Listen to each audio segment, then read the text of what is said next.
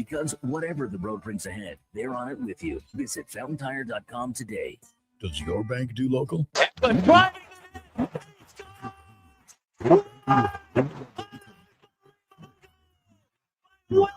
Eklund! Wow!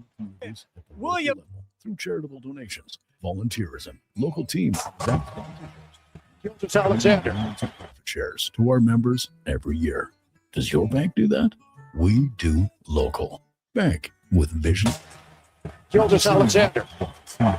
Over you. Consecutive games, scoring at least 20 points. As he passes When people come to see 127 consecutive games, scoring at least 20 points. minutes away. I'm Parveen Middleton, licensed trustee at BDO. Fires. We'll create Not anticipating. so you can move Gildas forward with confidence. Call 1-833-BDO-TALK or visit bdodebt.ca to discover your debt-free future. What's some non-Nissan? One-man bats. Northwest today, looking like a horror movie. What Nissan drivers here? It's a glorious day out there. Get a Nissan Kicks S all-wheel drive for $398 monthly at 2.9% with $0 down. Built, tested, and trusted to conquer Canada's harsh winters. Visit Nissan.ca for details. 60 months, conditions apply. Visit your local Edmonton and area Nissan dealer for more information.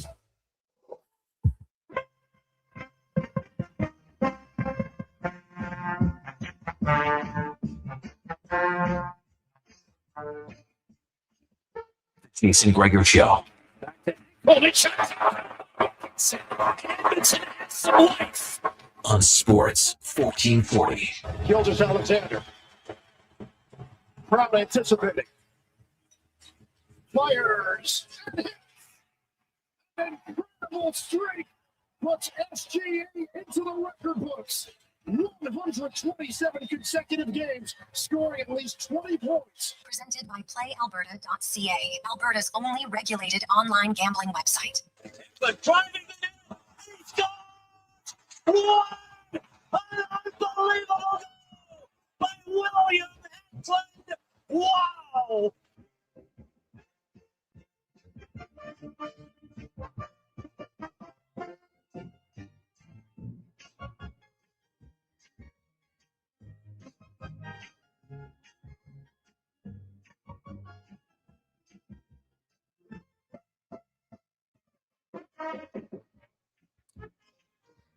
Well, a fantastic, positive Friday.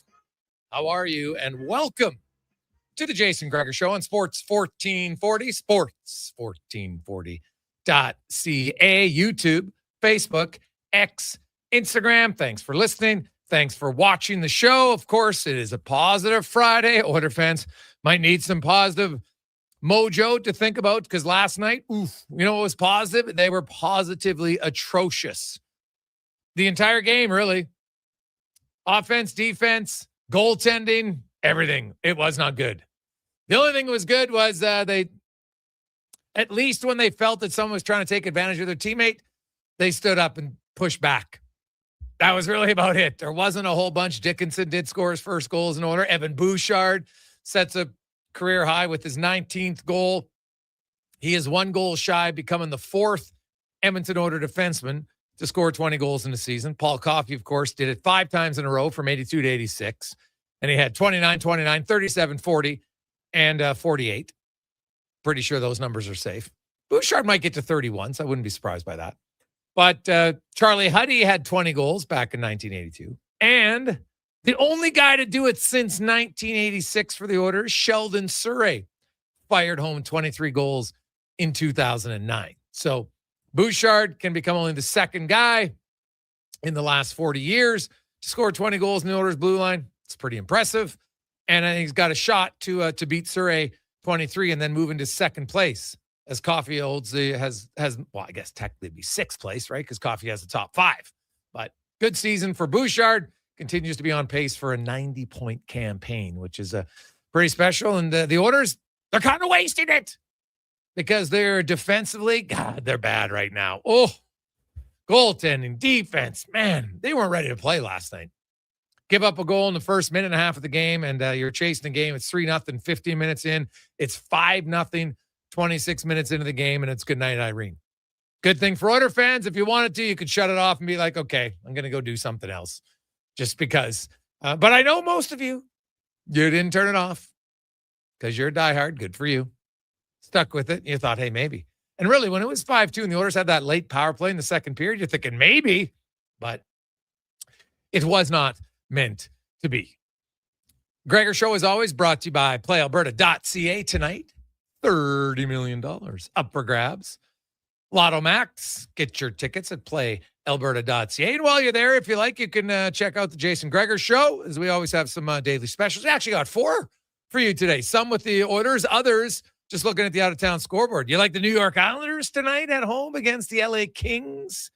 Yeah, so we got some games. It is Hockey Day in Germany, so of course we have a Leon Draisaitl odds-boosted prediction, so you can check that out at PlayAlberta.ca. Coming up on the program today, we will Speck's going to join us. We got Andy Strickland from St. Louis. The Blues are on fire right now.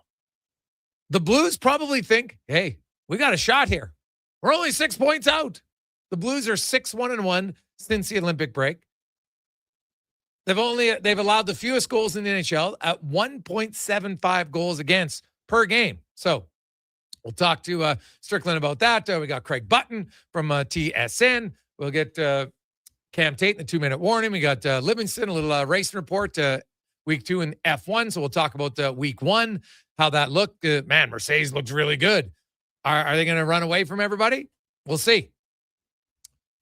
Cadillac first weekend, kind of what you expect as an expansion team in F1. It's not much different than expansion team, excluding Vegas, in pro sports. It usually takes a while to get good. We'll hear from, get to some order stuff. We'll also get to our stats of the day and much, much more. Of course, Connor Halley will be updating us throughout the afternoon. The Players Championship. What did I say yesterday, Cons? About Xander Schauffele. There you go. That guy is always lurking around in the first few days, and then we'll see if he can finish it. But he's at 10 under with Aberg, and then Canadian Corey Connor currently sitting at 5 under par today. So he's in the clubhouse at 8 under. But Schauffele and Ludwig Aberg are both on fire right now. Well, Aberg, he's 7 under through 9 today. Holy cow. Guy's ripping it up. So we'll see. Will he get to the top? Who knows? Sepp Strack also at 7 under. And then some other names that you know, Justin Thomas, of course, 5 under, or as Connor Halley likes to say, -5.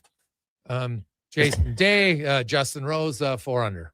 Is that wrong? Well, that's a hockey term. Usually you say -2 in hockey. I think I've been doing it in my updates for 15 years. In golf. In golf, yeah.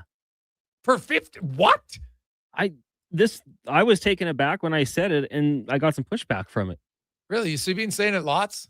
I thought I had. Oh, geez, I don't know. Well, don't go roll the tape. I guess we can go back and look. Go back, roll the tape. So I did. I was chuckling when I heard that earlier today. So just when you're out there with your buddies golfing and you're 2 under, say -2 on the front 9. I think they'll like it. I'd have to be -2 on the front 9. Like, what are we talking about? Are we playing mini golf?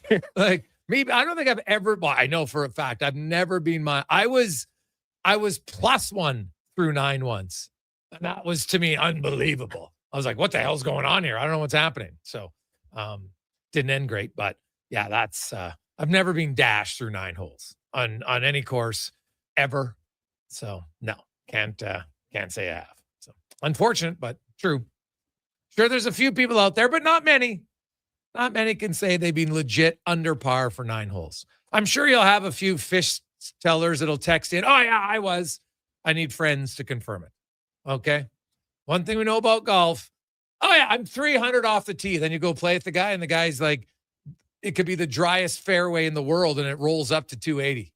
All right? "Oh, no, but I hit it 300. Yeah, okay. So, I don't think so. I'd be curious, though, how many people legit can say that they've been Well, even shoot under par on 18. Like, I know a few guys. I've golfed them. McCourt, Sandbagger. He's done it a few times. I haven't golfed with many guys who can finish around under par. I've seen a few that are close, like, low 70s, pars.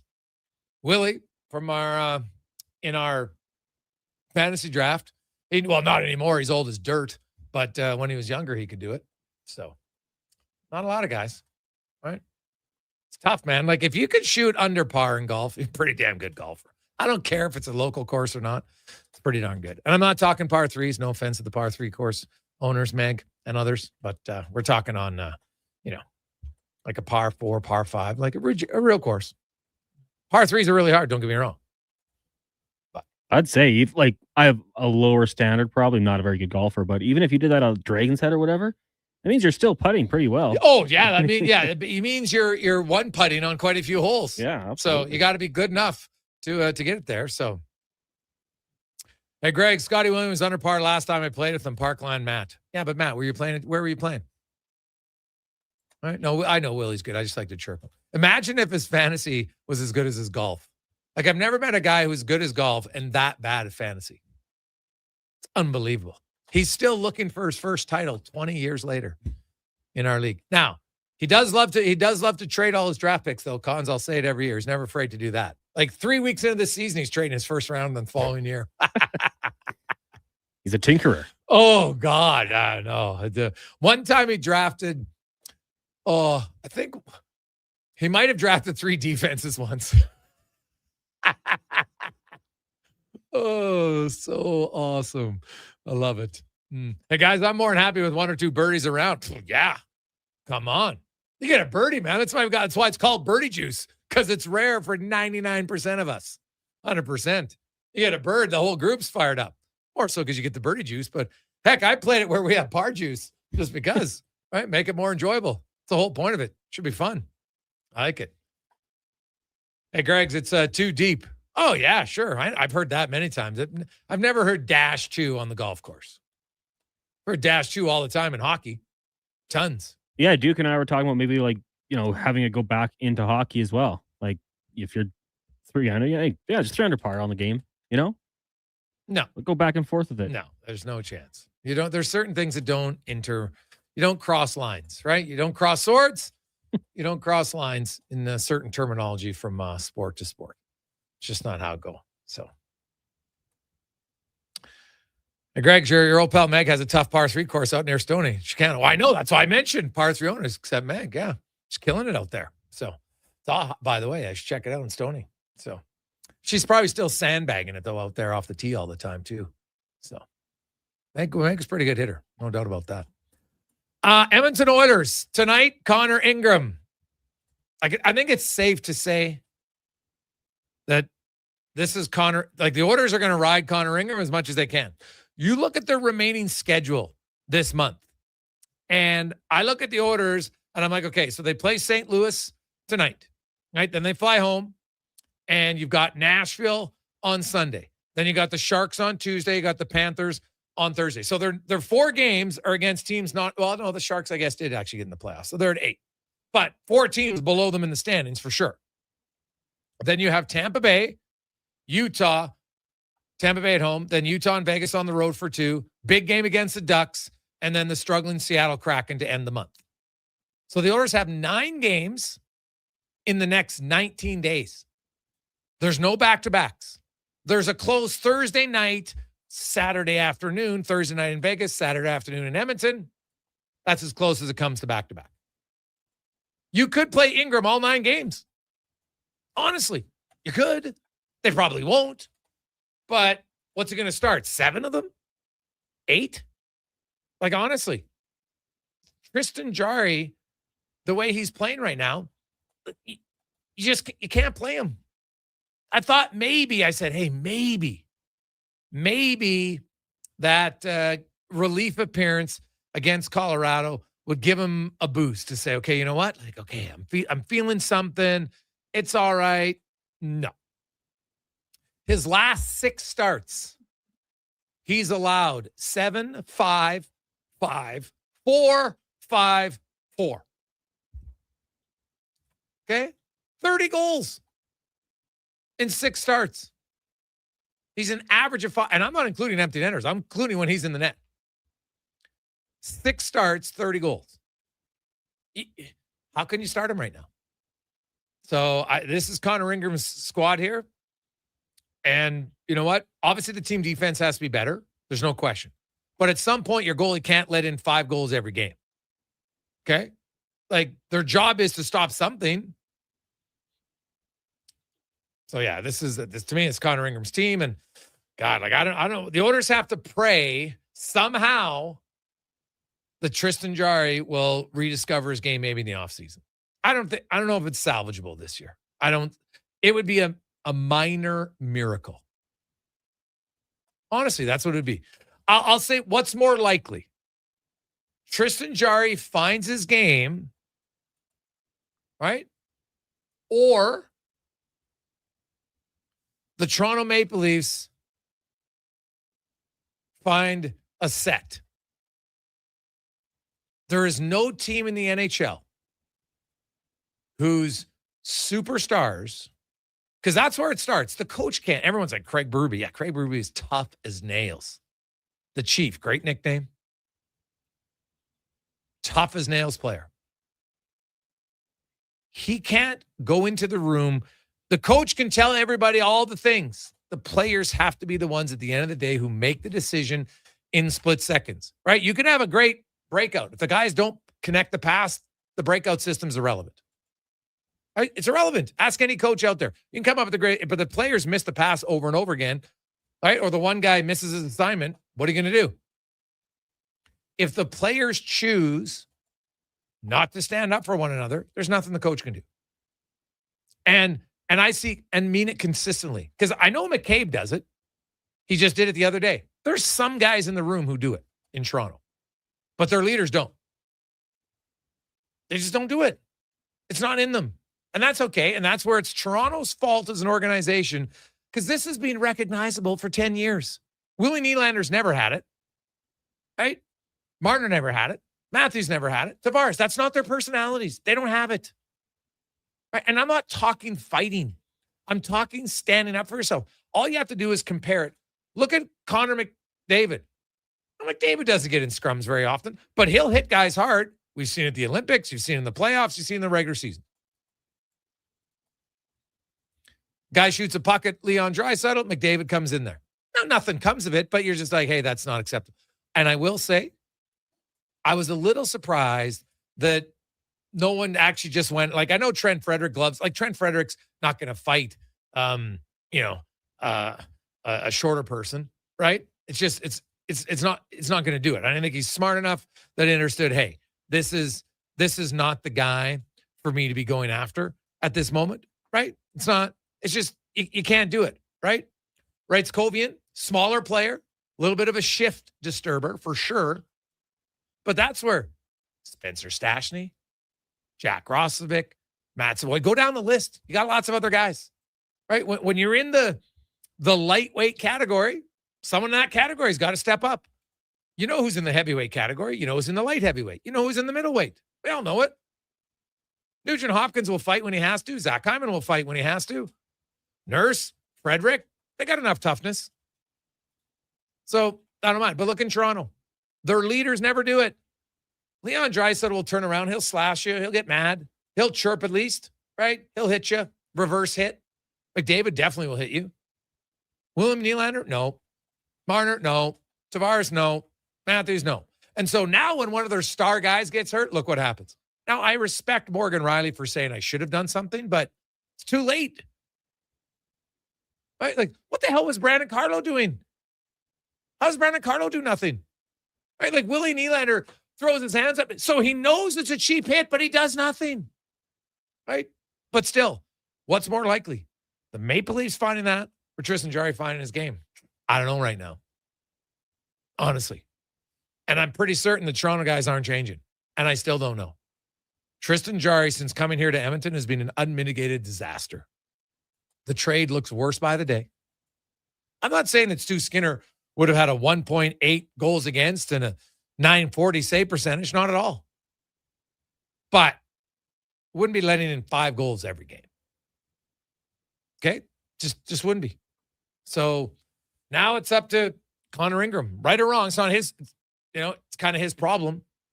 Probably not fair when they signed him thinking he was going to be our starter. Kind of eerily similar to how Stuart Skinner became the starter in Edmonton because Jack Campbell did not work. Right? Did not work. And you can't even buy out Jarry because we got people texting already. Just buy him out in the summer. No, you can't. Do you know what so Tristan Jarry's cap hit is $5.375 million. That's what his cap hit is. But if you wanted to buy out Tristan Jarry, he's got 2 years left after this season. If you bought him out, the buyout next year on the cap would be 4.7. You'd save like $600,000. You can't even sign a goalie to minimum to replace him. You'd be better off putting him in the minors because at least then you get a reprieve of $1.15 million. That's actually better. Right? Because you can get a goalie for $1 million. Right? You can't put a goalie on the roster when the league minimum it would cost you more.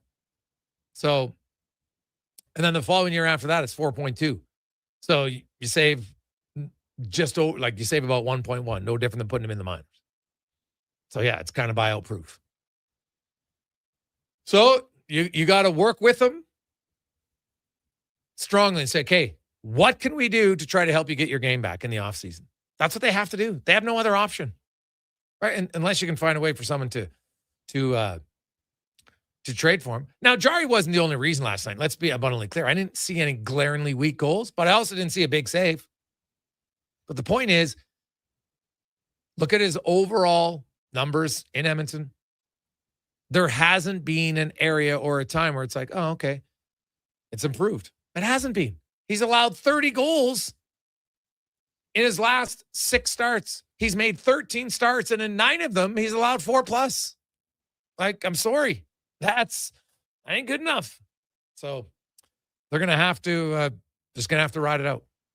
They have no better option. Hey, Gregor, do you think Pickard will be on the bench come playoff time? I don't know, maybe.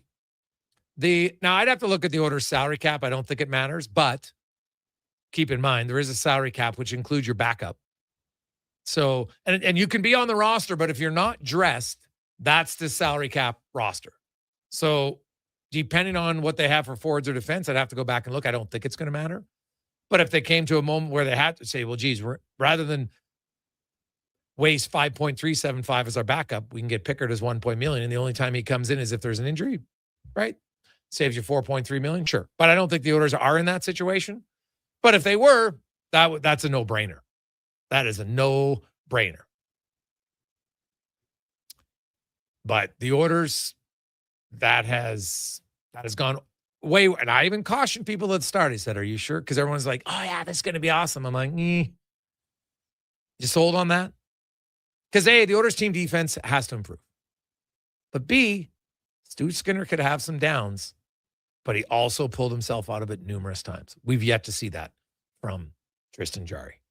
And now it's going to be Ingram's team until Jarry can show you that he can start multiple games and play well.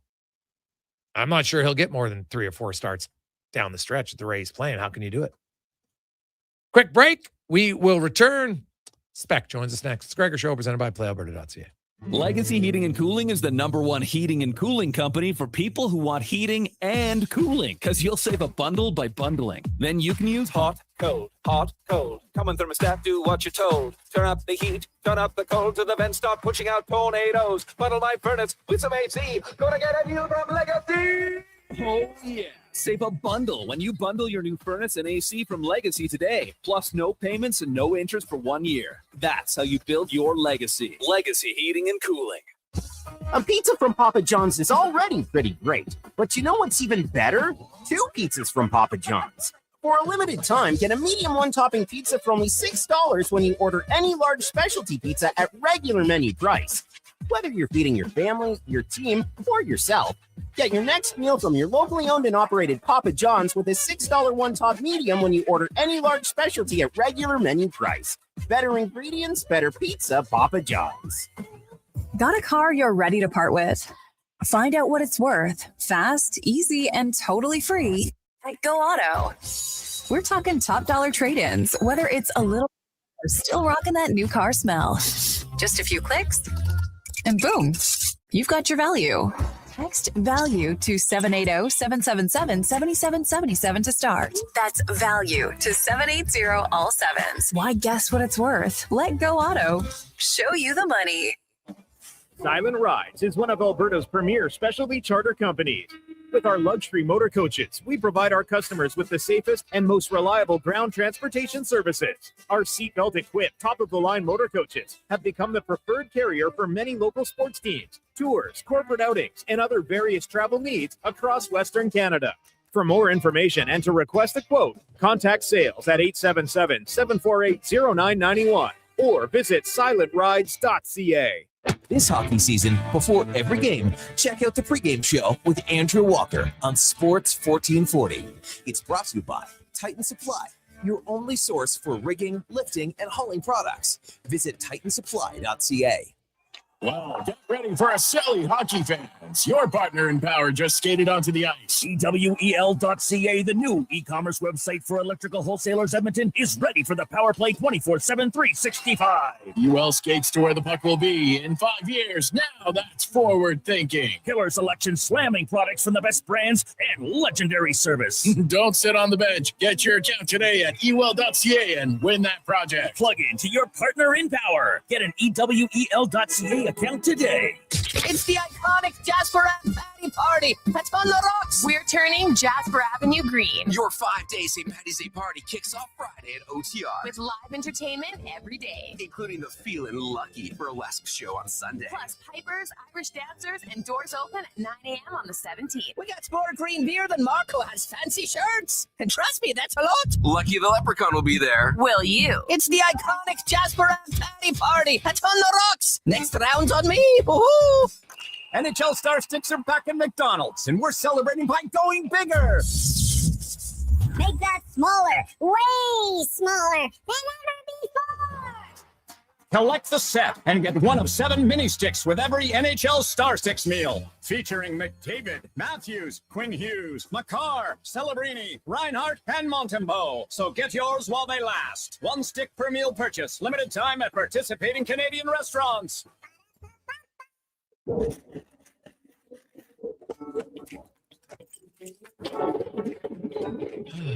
Oh, Canada. Jiffy Lube is here to keep you moving through mornings like these. Full synthetic oil changes, quality Pennzoil products, tire checks, battery tests, and everything else your car needs to get through our winters. Stop by Jiffy Lube for fast, easy, warranty-approved service. No appointment, no hassle. Just dependable service right when you need it. Jiffy Lube, keeping you moving through this. For 50 years, the Selby Group has been building trusted homes and strong communities. This year, we're celebrating that milestone with special events and anniversary promotions you won't want to miss. Discover Hillshire by Selby Group, beautifully designed homes in a community built for the way you live today. And coming this spring, move-in ready spec homes will be available. Your new home is waiting. Celebrate 50 years of Selby Group at Hillshire. Visit selvygroup.com or stop by Hillshire today.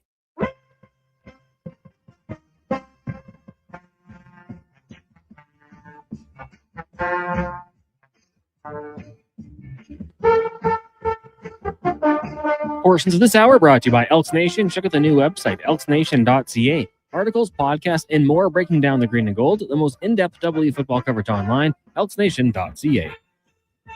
The Jason Gregor Show, the best of Edmonton sports talk and beyond. This is Sports 1440. Presented by PlayAlberta.ca, Alberta's only regulated online gambling website.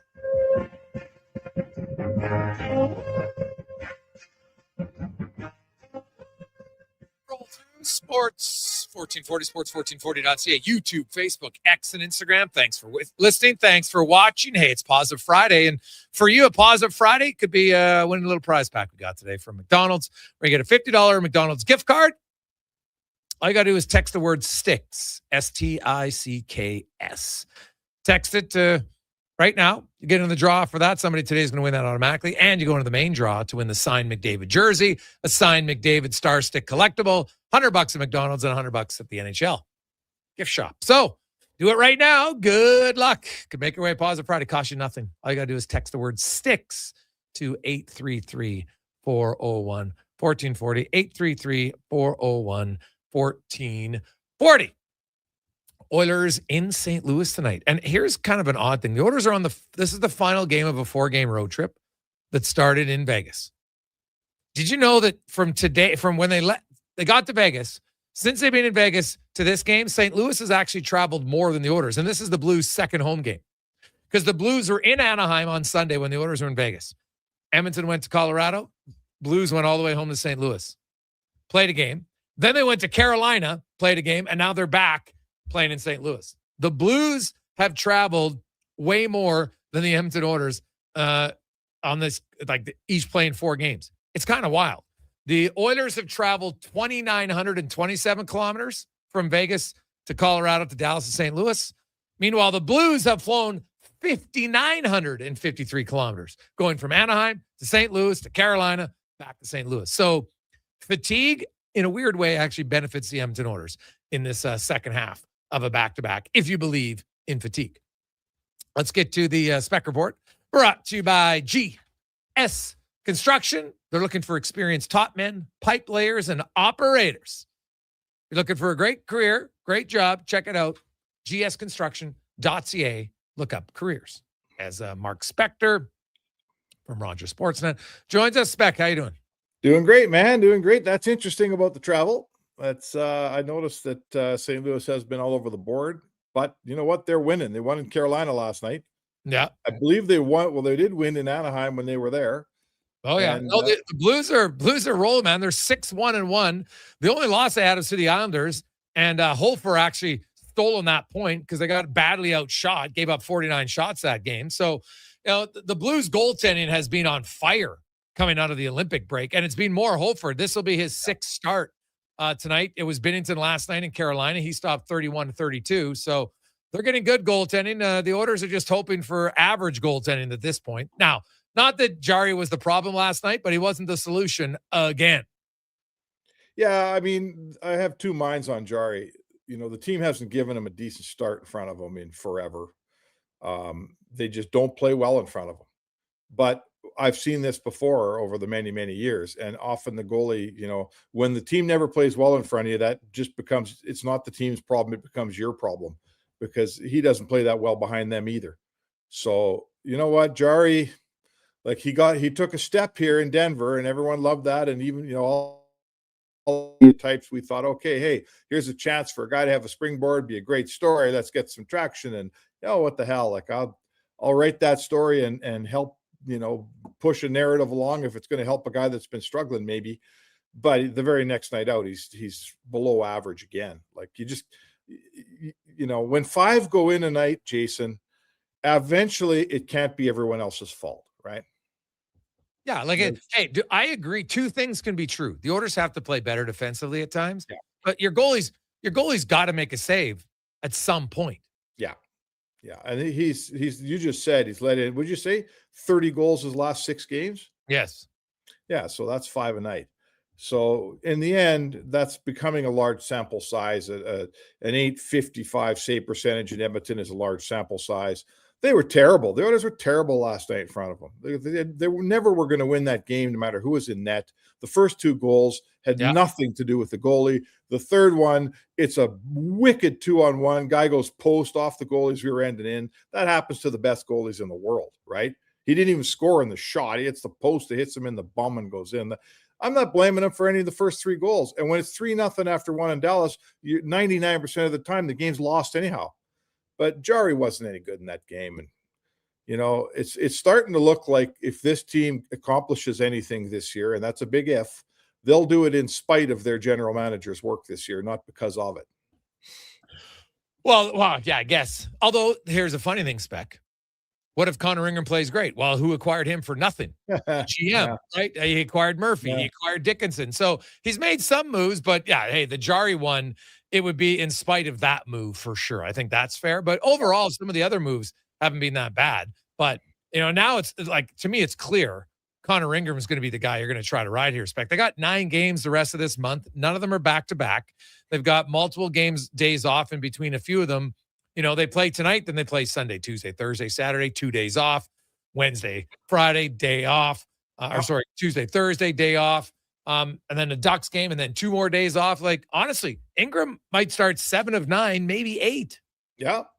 Yeah. Knobloch said to me somewhere on the road in California that coming out of the Olympic break that, okay, there's no more, sort of softening the landing for Jari and trying to put him in a position to be the number one we thought he'd be and all that stuff. I'm paraphrasing him, but he said it's on merit now. I'm playing my best guy. Whoever gives me a chance to win, the job's up in the air. Whoever plays better gets it.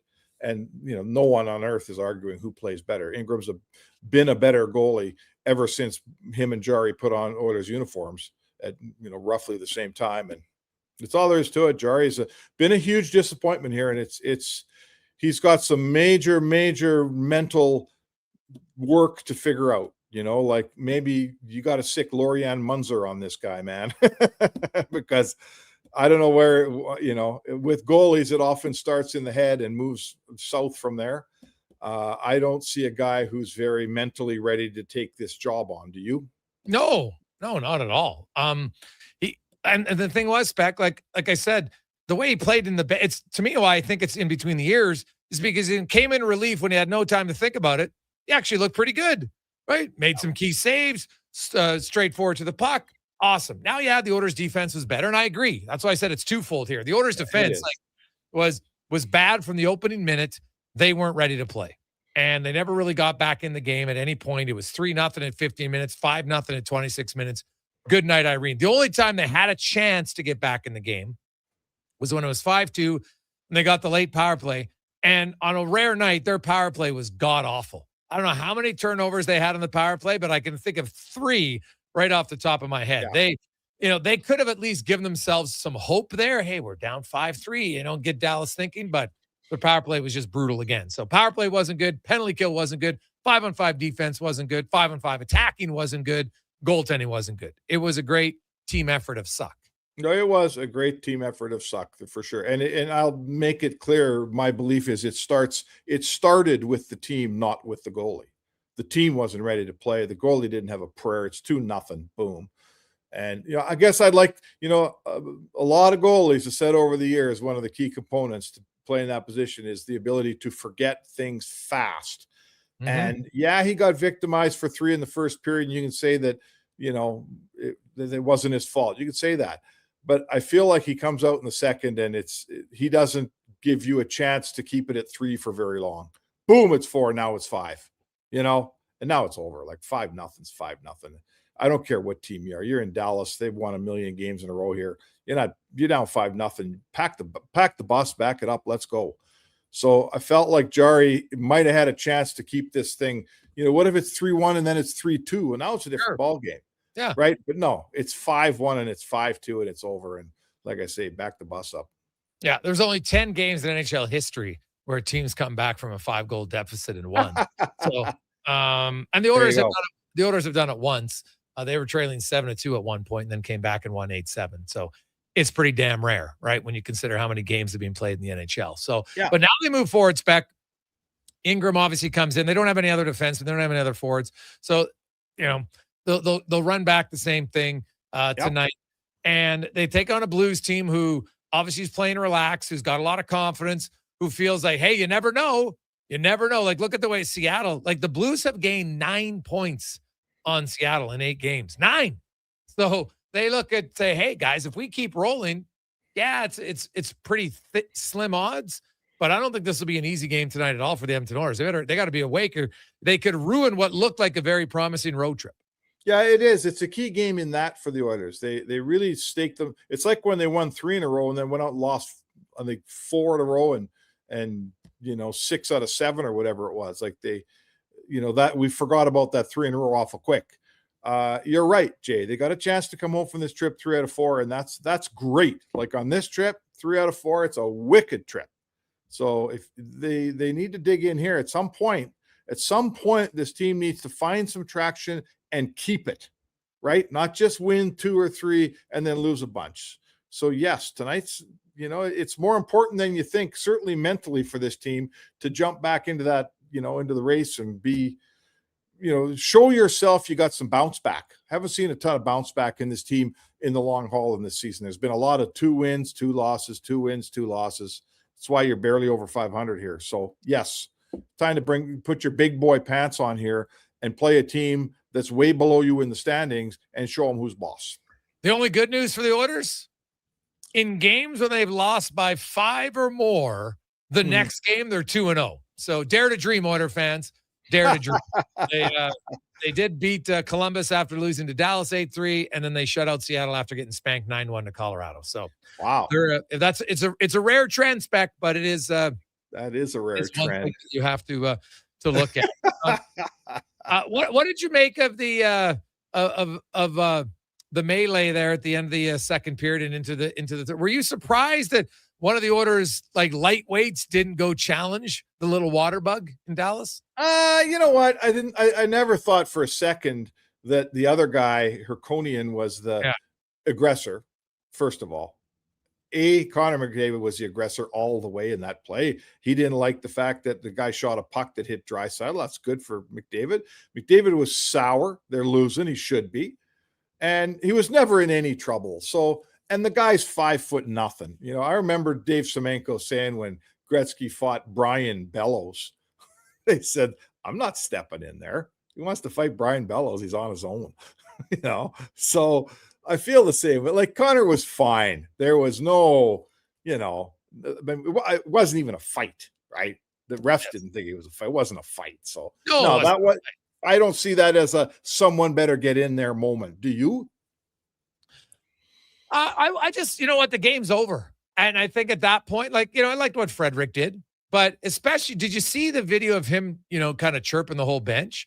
That's where I look and say, okay, hey, guys, and they're laughing at him. But I just, when it's a blowout game, I'd love to see, like I said, to me, it's a bunch of lightweight guys. You know what? Matt Savoy, Spencer Stashny, Jack Ross, go down the list. I'm not like Trent Frederick's not going to do it because you know what? All that can happen is he might get suspended, jumping a guy like that, but somebody else could have. That's all I was thinking. I guess. I mean, I'll tell you what, I wouldn't say this on Twitter or, I guess this is publicly, but I feel like, the Oilers have walked through Dallas and won the last 2 playoff series and made their goalie look very average and beat him for fun last year, 4 in a row. And here we are, you win a regular season game. Some kid that I'm looking his name up to see who the heck he is chirping Connor McDavid from the ice and the whole Oilers bench. I'm thinking, really? Really? Let's play in the playoffs again. And when we're beating you in 3 this time, let's see how loud you are now. Come on. Are you kidding me? No, see, I don't mind the guy doing it, man. Hey, that's what being a rat is. The Oilers haven't had a rat spec maybe since Cassian, and even Cassian wasn't a super rat. He would respond to anything, but Cass stood up for himself for sure. Yeah, I think having a rat could be a good thing for a team that's hey, at least the Oilers aren't the Maple Leafs though. At least they do stand up for one another. Oh, for sure. I just if it was me and the guy was on my team and he'd accomplished as much in his career as is it Herconian? Yeah. Right. Okay. Whatever it is. If it was my teammate and I was a veteran and I just played Edmonton 2 years in a row and got sent to the golf course and some kids out there yapping and talking smack to the best player in the world, I'm thinking, son, he's going to remember. We're all going to forget about that when the playoff series starts. If there's one, Connor McDavid's not going to forget about that. He'll remember it. I'm not sure this is great. That's what I would be thinking if I was Jamie Benn. Yeah, maybe. But last year's last year, right? It's great that the Oilers beat them last year, but right now, if you're the Dallas Stars, you have spanked the Oilers 8-3, 7-2. Yeah, great. Yeah. Sure. But hey, the Oilers got to get to the third round first. And the way they're going. So does Dallas. So does Dallas, man. But I don't like I beat you last year, so now you can't say anything to me again. I don't think they just beat him once, Jason. My recollection is they beat him twice. Sure.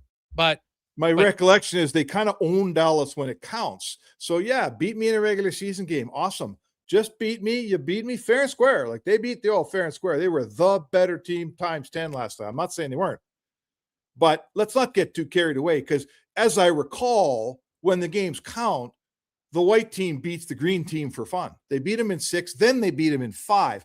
4 straight wins, right? Sent you home. Your coach got fired. Your goalie was on the bench. We took your wives and your girlfriends. We left you looking like a very poor team. And that's fair too. But I didn't see the Oilers at the end of that standing in front of their bench, pointing fingers and lecturing their good players. And now you got this kid that no one's ever heard of, and he's doing that in a regular season game.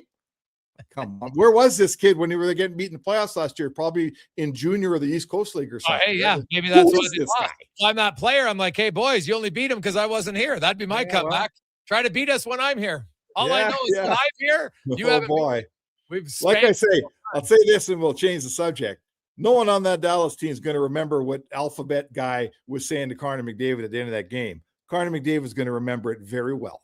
You could be very true about that. Very true. Quickly to the how many games do you think Gudas gets? And you think he should get? Should he had an in-person hearing? What'd you think of it? Yeah, I don't like. I like Gudas, and I'd have Gudas on my team all the time. But he does have a long list here of bad hits, and I think that I think the league is too slow in reacting to the bad hit guy. It took them. Eventually, they were giving Rafi Torres like 18-40 games and stuff. But, oh, my God, how many people did he kill before that happened? And I think Gudas, now what are we going to do? Give him 4 games? He blows out Austin Matthews' knee. Is the league waiting for the medical report to come in? Is that what they're waiting for, Jay? I mean, come on. Some guy with a history of bad hits blows out the knee of an absolute superstar, and we're giving him 4 games? I don't totally disagree with that. Yeah. What do you think? I was a little surprised it wasn't an in-person hearing, to be honest. Guy who's being a multiple-time offender. I think the only reason why he's not getting it is that I can think maybe rationalizing it is that he kind of stepped there. His leg was there the whole time. Right now, his knee is jutting out forward the entire time. There's no debate about that. But It wasn't like he came across in the last second and chicken winged or flared it out. So that's the only thing I'm trying to rationalize why it wasn't more. That's the only thing I can think of. But he'll get his games. I'm guessing you watch. He'll probably get like 4 games, which will have people freaking out. I think the max he can get is 5. Right? Is that what max he can get is 5? If he doesn't get 5, there's something wrong here. But I mean, listen. Like I think. I'm not in for separate rules on the ice for good players. We've had this discussion many times. Connor McDavid has the puck more than any player in the league. That's a fact. It's the statistics show us that. Should he draw more penalties than any player in the league? Well, he should sure as hell be in the top 3 or 4 because he's the guy with the puck all the time, right? Mm-hmm. Yeah. I'm not asking for special treatment here, but I am asking for special treatment when you target a star player and end his season or knock him out with a very serious injury, right? That to me is it's different if you do that against Herconian and you do it against Austin Matthews. It's different. Yeah. No, that's fair. Spec, enjoy the game tonight. All right, man. Looking forward to it. Bring it down tomorrow. Yeah, there you go. Well, we'll do it on Monday, but you can do it on Saturday, but I'm not going to talk to you. Listen to Jason. That's Mark Spector, the Spec Report brought to you by GS Construction. We'll come back. We got stats of the day and much, much more. It's a Gregor Show presented by PlayAlberta.ca. Hey, Edmonton, did you know a local Play Alberta winner scored over $500,000 on Mega Jackpots Ocean Bells? Think about the season tickets you could lock down with that kind of cash. From major casino winners every hour to jackpots worth millions and hundreds of popular games to money that stays in the province, there's never been a better time to sign up for Play Alberta. Download the app today to get started with casino, sports, and lottery all in one app. Must be 18 plus to play. When you gamble, use your game sense. And here comes Action Electrical Service Team sprinting onto the scene. These are your first responders for any electrical emergency. That's right. With their fleet of service vans and specialized gear, they assess, they service, and maintain electrical lighting and automation systems. They're all about rapid response. Quick diagnostics and repairs to restore power and safety fast. Hire the Action Electrical team to bring home a win for your project. Visit actionelectrical.net. A pizza from Papa John's is already pretty great. But you know what's even better? 2 pizzas from Papa John's. For a limited time, get a medium one-topping pizza for only $6 when you order any large specialty pizza at regular menu price. Whether you're feeding your family, your team, or yourself, get your next meal from your locally owned and operated Papa John's with a $6 one-top medium when you order any large specialty at regular menu price. Better ingredients, better pizza, Papa John's. Come for Canada's largest trade shows, the biggest names in entertainment, exhilarating sporting events, and more. And stay for the experience at the Edmonton Expo Centre. Looking for the perfect place to host your next big event? From trade shows to galas, meetings, and concerts, the Edmonton Expo Centre has the space, event expertise, and service to make your next event unforgettable. With over 522,000 square feet of flexible event space, in-house catering, and operational expertise, they bring your biggest vision to life. Learn more at EdmontonExpoCenter.com today. Smart, connected, community driven. Jason Gregor sets the standard for sports talk in Edmonton. Join the conversation on Sports 1440. Text Gregor 833-401-1440. Sports 1440, where Edmonton talks sports. Remember 2025? That's so last year. But seriously, St. Albert Dodge needs to clear some 2025 models off the lot to make room for new inventory. So they're having a huge clear out of all the remaining new 2025 Jeep Wrangler Saharas. The Sahara package is the best seller, so they have a great selection to choose from and priced from as low as $59,900. I don't have to tell you, these are going to go fast. So get there before they are gone. Just head up the trail and see how easy it is to do business at St. Albert Dodge. Who's that working on the underground utilities over there? All-Star Construction, that's who. What about the street lighting? Yep, All-Star Construction. And the directional drilling, hydrovacking, neighborhood renewal, and telecommunication work? Yep. Since 2009, All-Star Construction has been doing all that and more, shaping and building Edmonton communities for land developers all around Edmonton. That's what All-Star Construction is all about. At Hughes, it's all about getting in and out quick and clean. No cash, no problem. With Hughes' new tap and wash system, all you need is your debit or credit card to get your vehicle sparkling clean. Find us at HughesCarWash.com. You matter. Your mental health matters, and you're braver than you think. Not Alone is an organization focused on creating a space of acceptance and support through tough, meaningful conversation. Use code 1440 for 15% off at notalonecode.com. It's okay to not be okay. I'm Rick Showers from No Bull RV, and I am a used RV salesman. But just because I love being a used RV salesman doesn't mean you would like doing my job all day long.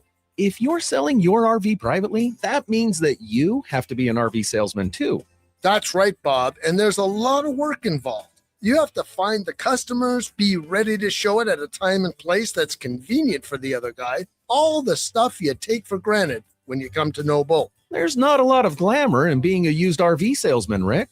I don't do it for the glamour, Bob. I love helping people enjoy the great outdoors on their terms. It's my life's work, but it doesn't have to be yours. When you sell your quality used RV with us, we take care of everything. Cleaning, repairs, commercials like this one to bring people in, and besides, I like being a used RV salesman a lot more than you do.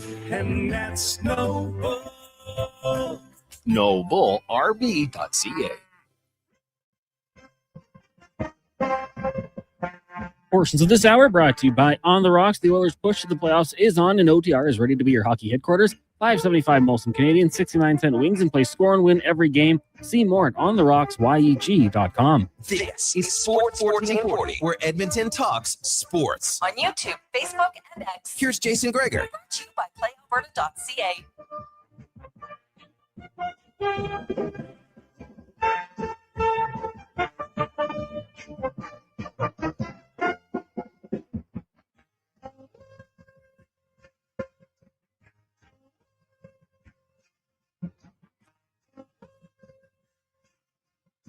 $252. Welcome back, Jason Gregor, Connor Halley, Sports 1440, sports1440.ca. Remind you that at 4 o'clock, we're going to do the main draw. So if you want to get in, you want to be the final qualifier of our McDonald's package today, text the word STICKS, STICKS, to 833-401-1440. Somebody will get an automatic gift card. And then we're going to do the main draw. Everybody who's being qualified the last 3 days, one of you is going to win the main prize pack of a McDavid jersey, McDavid Star Stick collectible, $100 McDonald's gift card, and a $100 NHL gift card. So, STICKS, text STICKS to Sports 1440. And we'll announce the winner coming up after 3 o'clock for that draw, and then we'll have the main draw after 4. Hey, Gregor, your old buddy Struds didn't put the loss last night on Jari, radio free agent listener. Did I say it was only on Jari? I'm pretty sure I outlined the power play sucked, the penalty kill sucked, the 5-on-5 defensive play sucked, the 5-on-5 offensive play sucked, and the goalie sucked. It wasn't just a goalie, but here's the facts. In his last 10 starts, Tristan Jarry has the worst goals saved of above expected of any goalie in the NHL. He's at minus 11.4. Okay, that's an average goalie in the shots he's making, the saves. That's their formula. He's minus 11.4 in 10 games. Like, how is anybody trying to tell me that Tristan Jarry, oh, no, it's all the goaltending? What? What are you talking about? No, yeah, the defense has to play better. No question. But so too does their goaltender. Like, make a save. Alex Lyon, you know what his goal save above expected is in that time? 14.1. Jarry's minus 11.4. That's a difference of 25 goals. Okay? It's okay for your goalie to make a few good saves every now and then. My goodness. Right? It's got to be better. Right? That's why I said, hey, there was times when Skinner needed to be better. We talked about it. But Skinner was never that bad. Don't even compare the two. It's not even close.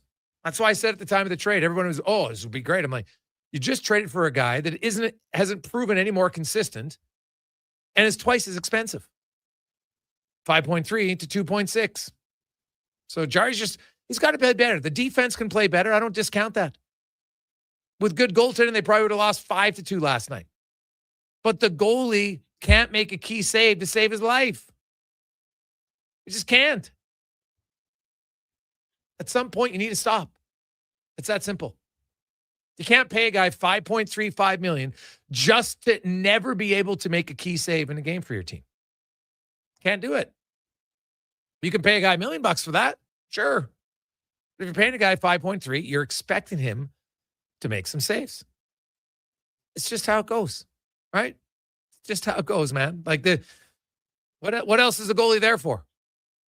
Right? Oh, by the way, in his last 10 games, you want to know what Stuart Skinner's goal saved above expected is? 4.2. 4.2 goals saved above expected. Can't just look at save percentage. I would dig into that. Right? Skinner has proven, and that's why I argued for years about Stuart Skinner in Edmonton. Everyone wanted to get rid of him. I'm like, hey, Stuart Skinner can have a bad game. Never questioned it. But he can bounce. He doesn't let it have bad game to bad game. We're talking 10 starts. Do you know how long of a period that is for a goalie? Talking since the middle of January, for God's sakes. It's got to be way better. It's just that simple. Way better. Let's get to our stats of the day, brought to you by All Star Construction. Founded in 2009. Of course, they're helping build great neighborhoods, but also love giving back to various charitable things in communities, from building rinks to donating lights. To do more, that's All Star Construction. And hey, let's get some good stats on a positive Friday. How about Evan Bouchard? Bouchard, very nice, well-placed goal last night. He now has 19 goals on the season. That's a new career high for Bouchard. How about this? In his last 18 games, he has 30 points. That's more points than McDavid. More points than Draisaitl since the middle of January. Pretty solid for Evan Bouchard. The only guy in the NHL who has more points in that time, Nikita Kucherov, who's on fire for the Tampa Bay Lightning. Bouchard is going to become the 4th defenseman in Oilers history to score 20 goals in a game. Paul Coffey did it 5 times, 5 years in a row from 82 to 86. Then he got traded. Charlie Huddy had 20 goals in 1983, and Sheldon Surrey had 23 in 2009. So when Bouchard gets a 20-goal mark, there's only 2 guys who've done it in 40 years for the Oilers. It's hard to score 20 goals in the back end. And Bouchard is having his best goal scoring season. That guy, he's gonna set a new mark for goals this year. He's gonna set a new mark for points this year, and he's going to set a new mark for assists this season. He is having himself one hell of a season for the Edmonton Oilers. Probably going to get you 90 points, right? Like his career high in points is 82. He's got 76. His career high in goals now is 19. His career high in assists, 64. He needs 8 assists. He needs 7 points, and he'll set new marks across the board. Pretty solid. Also, it could break his penalty minute record. He needs 4 more minors to do that. So he's been pretty consistent, actually. 28, 28, 32, 32, and this year he's at 26 so far. So doesn't take a ton of penalties. But he has had he's had a really good year. And I think Bouchard's season is good enough to at least get him in consideration for the Norse. I don't know if it's going to win it, but I think it could put him in consideration for it. Zach Werenski's season is hard to overlook in Columbus. It's been fantastic. Like there's other guys having good years. Cale Makar's, his October was unreal, but if you look at the rest of his season, it's just kind of been meh for him. Not great, not bad, just meh. Lane Hutson's had a good year. Quinn Hughes has 60 assists, having really a good season this year for the Wild, but he's on the ice for lots of goals against. That's his issue. So, the other guys had a really good year, Rasmus Dahlin and Darren Radish in Tampa Bay. So there's lots of different options. Mo Seider's another guy.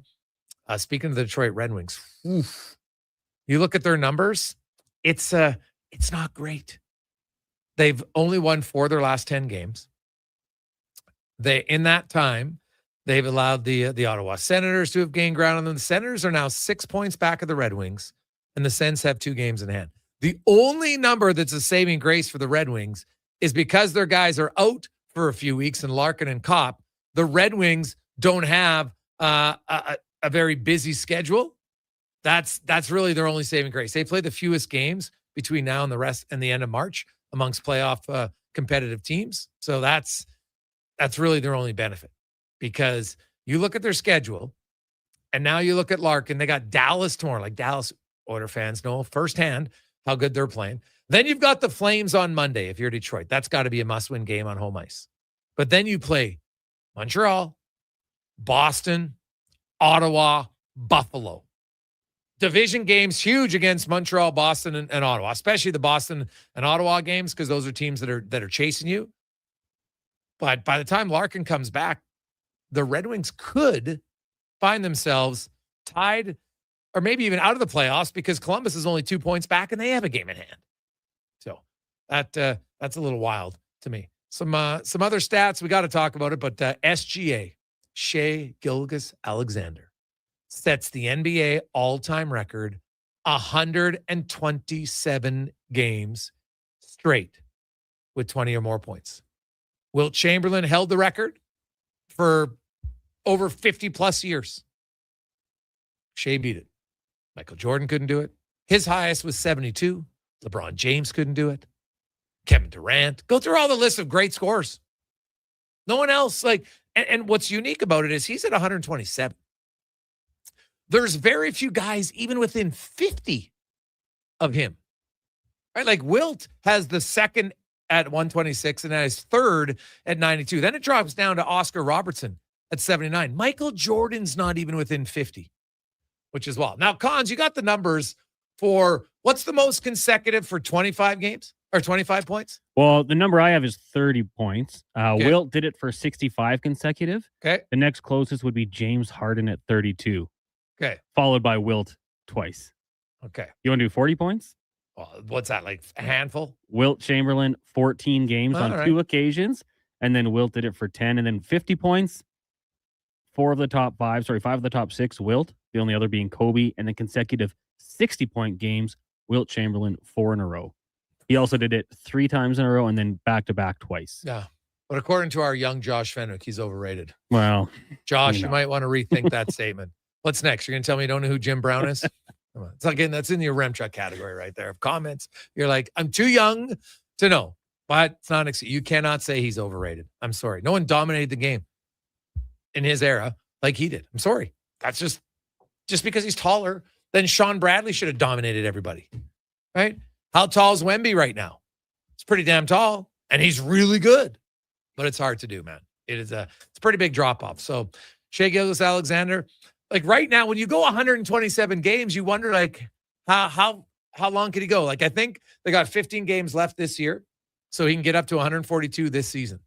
Like you just wonder how long it's going to go, man. It's an impressive feat to watch, and it's hard to like when you put it in the category. Wayne Gretzky's 51 game point streak, ridiculous in the National Hockey League, like ridiculous, and like the longest active streak recently was McDavid. Like you can't even get to halfway. Guys struggle to even get to 26.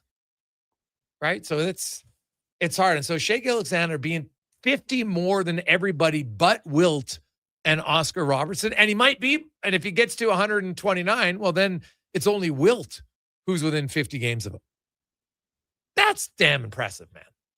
And I think as Canadians, you might want to watch Shea Gilgeous-Alexander a little bit more. Like this guy is unreal.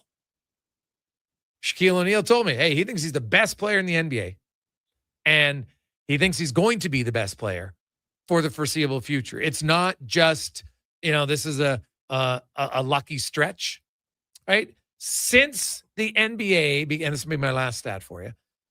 Declan's going to like this. Since the NBA began tracking turnovers in 1977, 1978, there have only been 3 instances of a player having a season where they averaged over 30 points a game. They were 50% or higher field goal ratio and plus 2.5 assists to turnover ratio.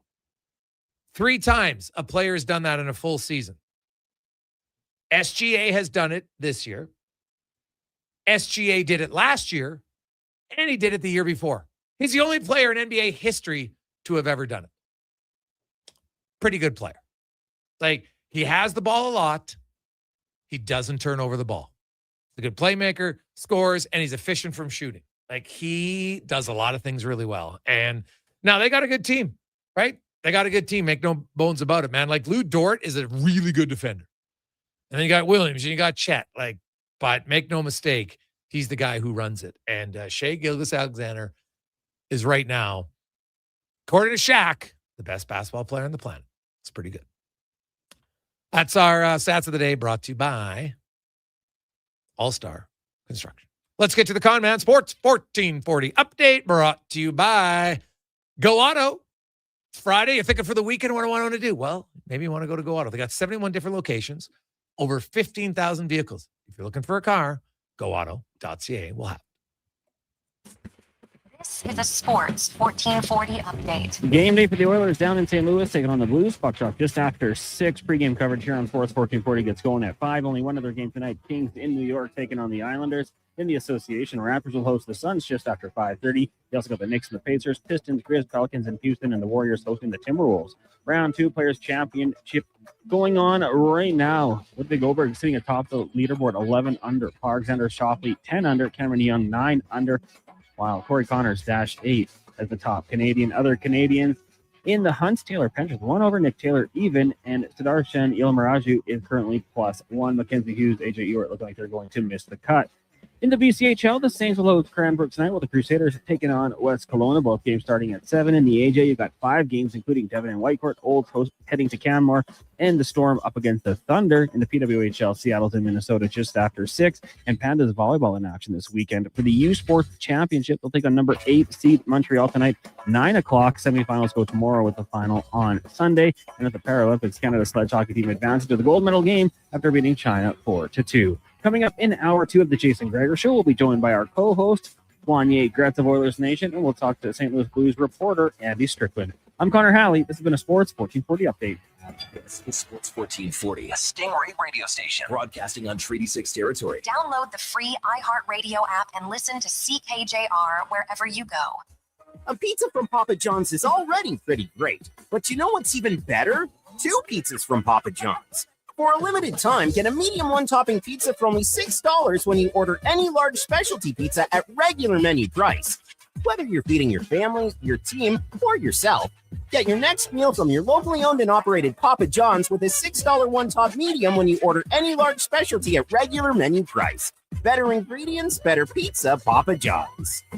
Legacy Heating and Cooling is the #1 furnace install company for sailors because they know the value of a warm port. And they sing, there was a ship who fought the cold, who sailed the How are you? furnace load. She brought the heat. Friday. And her name was Legacy. Through icy wind and winter squall. A fantastic. For one and all with a comfort chugging guarantee. And her name was Legacy. No payments. No. Yep, no payments and no interest for 1 year on your new furnace. Don't trust just any ports in a winter storm. Trust Legacy Heating. 1440 Sports 1440. For road trips, errands, or just life on the go? Go Auto offers a massive selection with over 15,000 new and used vehicles to choose from. With over 70 locations across Western Canada, finding your next ride has never been easier. Whether it's a roomy SUV for the family, a sleek car for the open road, or a rugged truck for your weekend adventures, you'll find it here at a price you'll love. Explore thousands of vehicles today at goauto.ca. From the first face-off, Sports 1440 is your home for hockey talk with live coverage, expert analysis, and pre- and post-game shows. We bring you closer to the game. Tune in 24/7 only on Sports 1440, Edmonton Sports Station. Scott McGilvery here, HGTV host and renovation expert. The one upgrade I know homeowners will love: better, fresher Culligan water straight from the tap. Culligan's Aquasential reverse osmosis filtration system takes your water to the next level.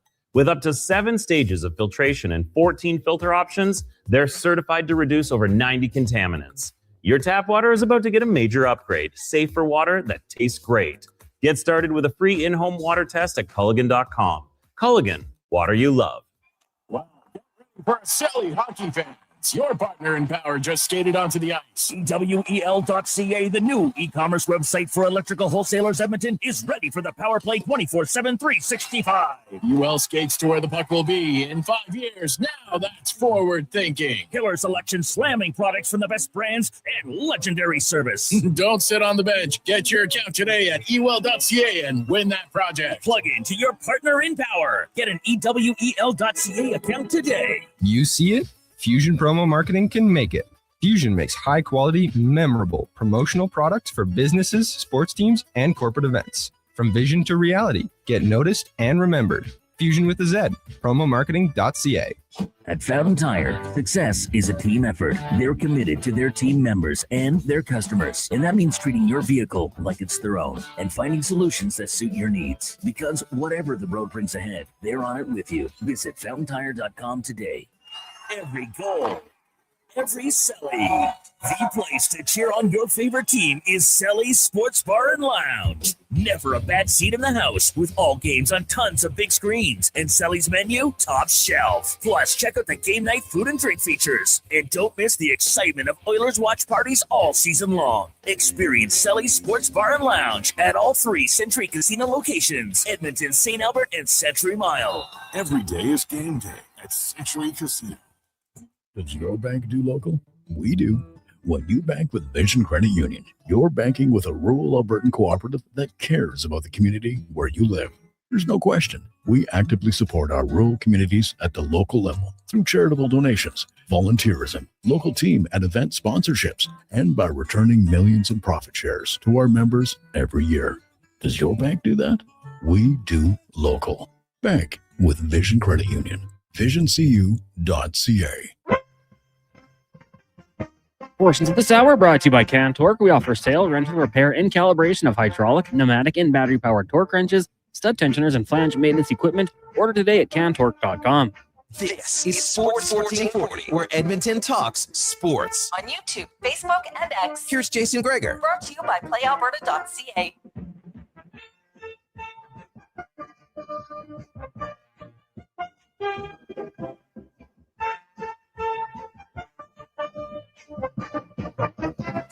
Just after 3 o'clock.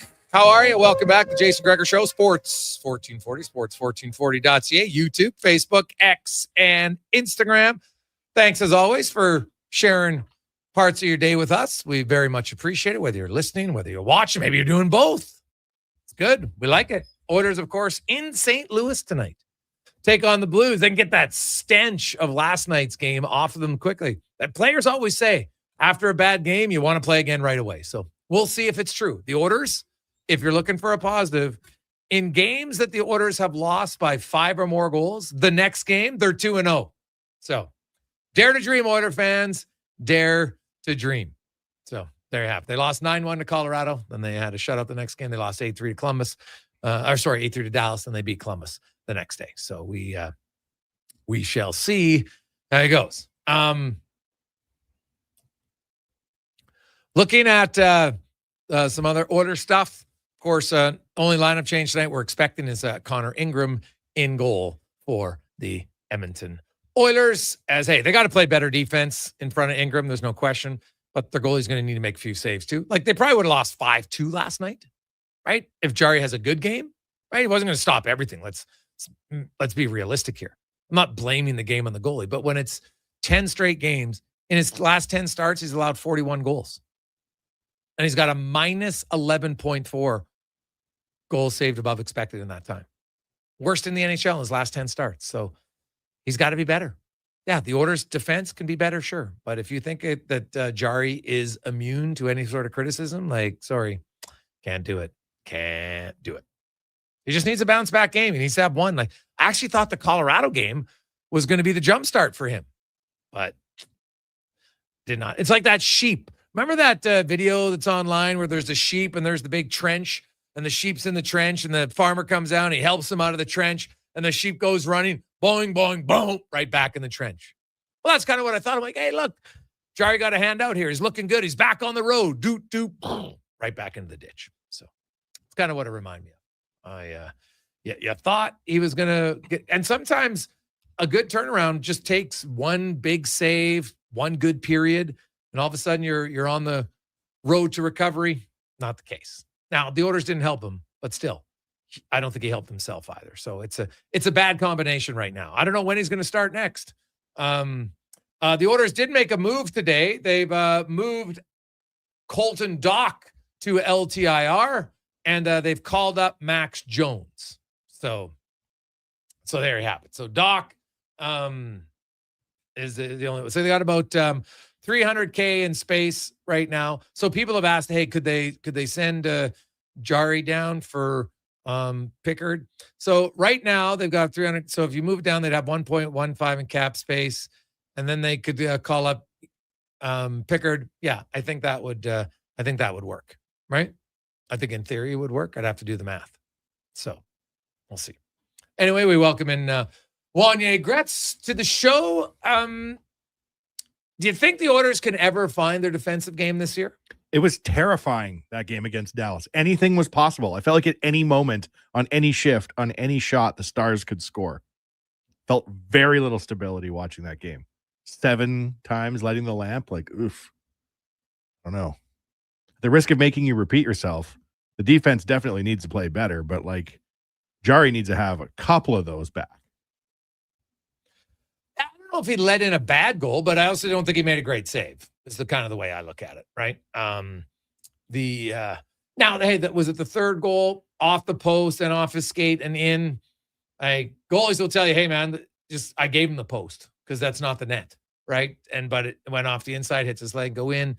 Once it hits the post and goes off his skate and in, I don't think he's going to stop that once it's behind him, and he let it hit the post. So I don't know.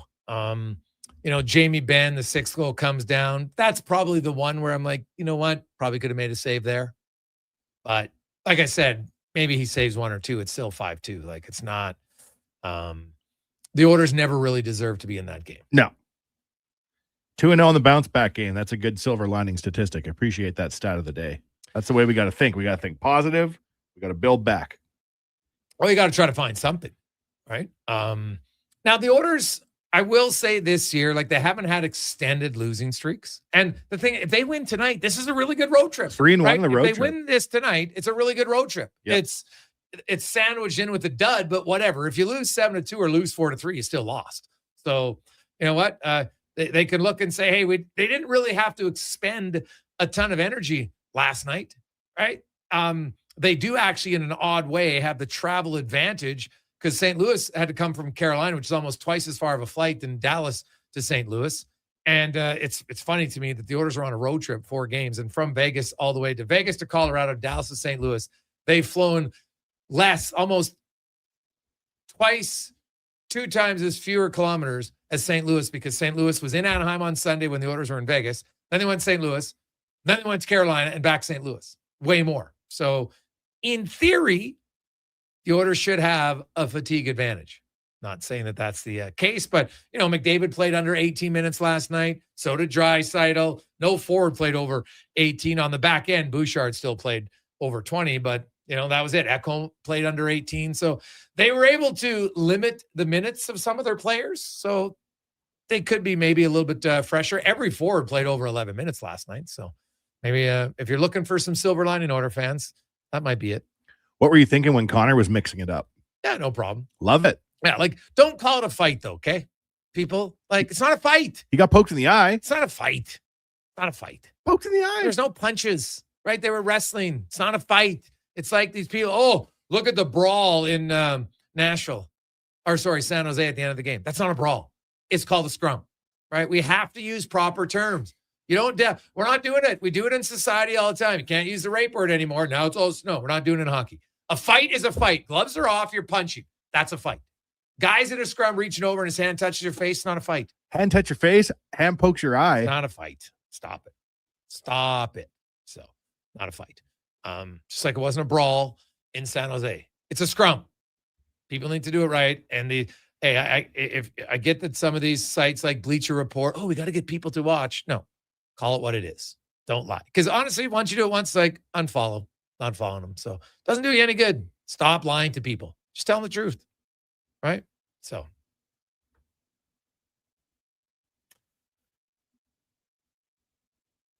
The other thing, people have asked about Tristan Jarry. Can he go down for Pickard? He cannot. The only players in the NHL are eligible who are on deadline day are eligible to be sent down. You can't send down any other veteran player. So Tristan Jarry, Oilers fans, you're right. Hey, send him down. Can't do it. And the Oilers don't have the cap space to call up Calvin Pickard. So there you go. In case you're wondering, can Jarry go down and find his game? He cannot. It's too late. So, like a lot of other goalies, he's going to have to try to find it in practice. And then when the next game comes, just try to build off of it and get some momentum. That's the only thing they can do. So, hey, Greg, do you think McDavid will ever drop the gloves and fight like he did in junior? Well, I think when he fought in junior, broke his hand. So he might be leery of it. But remember, Sidney Crosby fought once a year for the first 10 years of his career. 1 year, I think, even had 2 tilts. So McDavid might get annoyed enough one time. Heck, even Wayne Gretzky fought once against Neil Broughton. It didn't go very well, and Gretzky laughs about it, but he tried it. So, McDavid, it would probably take him a lot, but I wouldn't rule it out. I actually think McDavid's odds of fighting are higher than Leon's. Really? Leon's never come close, really. Right? And that's not a bad thing. He just hasn't. So I would say if I had to pick, if you pick me, who do I think has a better chance? Both are low, but I'd probably give McDavid a higher chance of scrapping than Draisaitl. Draisaitl is just I don't think he has any interest in it, which is totally fine. Right? He'll at least get into scrums, but even there, it's not his thing, right? He'll chirp and he'll get engaged. He plays hard. He loves the reverse hit on guys. Well, not like he does a lot, but he uses it. But fighting, no, I'd probably give Connor a higher chance of fight than Draisaitl. You don't think Leon cocould be antagonized into fighting? He's so grumpy. Well, I know. I actually think he's really strong. He'd probably be fine at it, but just don't think it's his thing. No. It's the one thing Nuge is better at than both of them. Nuge can throw him way better than both of them. If there was ever a chirp fest in the room, I'd be like Nuge, say, hey, tell you two, drop the mitts, zip it. And they'd have no comeback. That would end it right there. You're chirping. Just be like, hey, do you want me to knock you out? Because I can. You can't. At the end of the discussion. Obviously, they're having a little bit of fun with it. I like this one. Hey, Gregor, the Oilers' power play is too predictable. Plug center to stop cross pass at Draisaitl. Need to use other options to get attention elsewhere. Red Dog.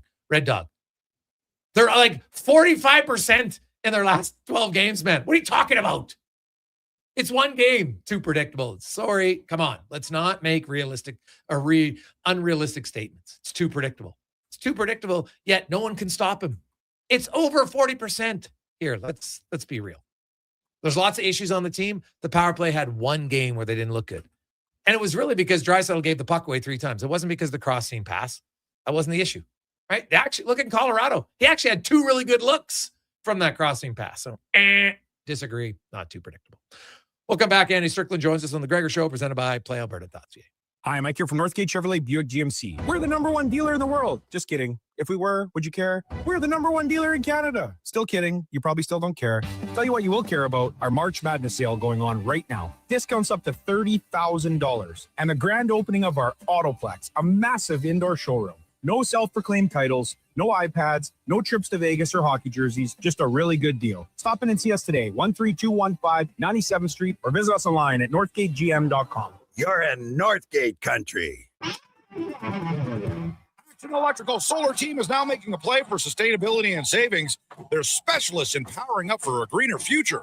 That's the strategy, designing and installing high-efficiency solar panels. They're helping homes and businesses combat rising utility costs by harnessing the power of the sun. A smart move for efficiency and the environment. Hire the Action Electrical team to bring home a win for your project. Visit actionelectrical.net. Hey, Edmonton, did you know a local Play Alberta winner scored over $500,000 on Mega Jackpots Ocean Bells? Think about the season tickets you could lock down with that kind of cash. From major casino winners every hour to jackpots worth millions and hundreds of popular games to money that stays in the province, there's never been a better time to sign up for Play Alberta. Download the app today to get started with casino, sports, and lottery all in one app. Must be 18 plus to play. When you gamble, use your game sense. Are you looking for safe and professional transportation solutions for your group events and sports teams? Look no further than Silent Rides, Alberta's premier charter bus company. Whether your group is big or small, Silent Rides has you covered. We offer state-of-the-art motor coaches, first-class service, and affordable rates. Get your quote today. For more information and to request a quote, contact sales at 877-748-0991 or visit silentrides.ca. Who's that working on the underground utilities over there? All-Star Construction, that's who. What about the street lighting? Yep, All-Star Construction. And the directional drilling, hydrovacing, neighborhood renewal, and telecommunication work? Yep. Since 2009, All-Star Construction has been doing all that and more, shaping and building Edmonton communities for land developers all around Edmonton. That's what All-Star Construction is all about. Don't let equipment failure stop you cold. At AWS Welding in Nisku, our factory-trained service techs are on hand for all welding equipment repairs. We're a full warranty center for Miller, Lincoln, and ESAB, and we service all makes and models. Proper, regular service extends the life of your gear and keeps it running at peak capacity. Don't wait for a breakdown. Book your service appointment today at aws.ca. AWS Welding. Our welding keeps you working. The job isn't done until the last load is hauled, and having a semi-trailer out of commission is not an option. Whether replacing or adding to your convoy, Edmonton Trailer has a huge inventory of new and used semi-trailers, trusted by the gravel, logging, oil field, fluids, and freight industries. Find a trailer right for you online or at one of their 3 locations. For sales, service, parts, rental, and finance, when you're in it for the long haul, Edmonton Trailer.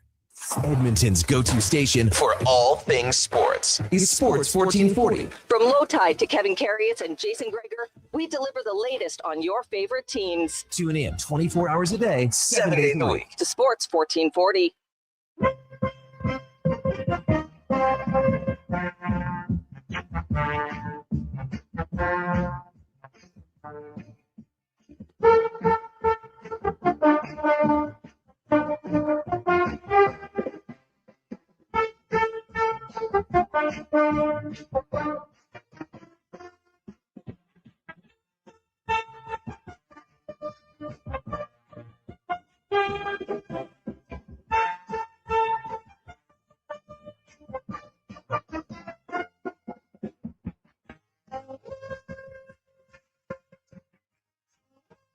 Portions of this hour brought to you by Japa Machinery. Japa is digging deep on their 50-year history of supporting Alberta's construction industry with their line of special edition blackout excavators. Visit japamachinery.com for all the details. The Jason Gregor Show, the best of Edmonton sports talk and beyond. This is Sports 1440. Presented by PlayAlberta.ca, Alberta's only regulated online gambling website.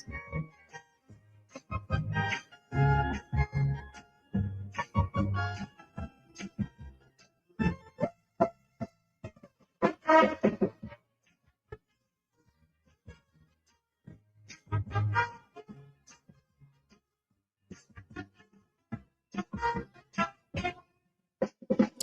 continue on Sports 1440, sports1440.ca, YouTube, Facebook, X, Instagram. We had a little switch here. Andy Strickland will join us at 4 o'clock now instead of this segment. So we'll switch him and Tater up a little bit. And Cons, you want to pick a winner for the sticks competition? We'll announce that winner, and then we'll do the main draw for the grand prize coming up in the next hour. Meanwhile, I got a lot of texts, 833-401-1440, 833-401-1440.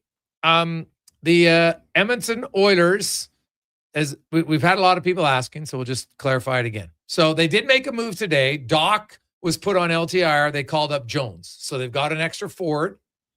Maybe he'll be in the lineup tonight. I'm not sure when he left because they were in Texas. So he could just join the team from there. So that would be pretty easy. They're in Texas today. So he's close by. Maybe he goes in. I don't know. Like, was there a forward last night that you would take out of the lineup for Jones? Probably not. And I guess people wondering about Jari for Pickard. Can't do it.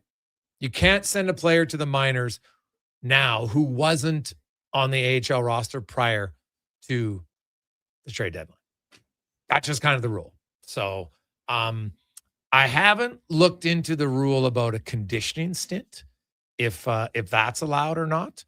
So that would maybe, but the problem is a conditioning stint wouldn't matter because they don't have any cap room to bring up Pickard unless you sent Jari down on a conditioning stint and Max Jones and then recalled Calvin Pickard. You could do Pickard for Jones and carry 3 goalies. You could do that. But you can't do Jari for Pickard. Because even if Jari's on a conditioning stint, he's still in the minors. So then you still have to send someone else down to get up Pickard. So there you have it. Hey, guys. Now, Jari has Jari can go to the minors. He was sent to the minors last year. He doesn't have a no movement clause. So that's not an issue. But he can't be sent to the minors right now. So it's just how it goes.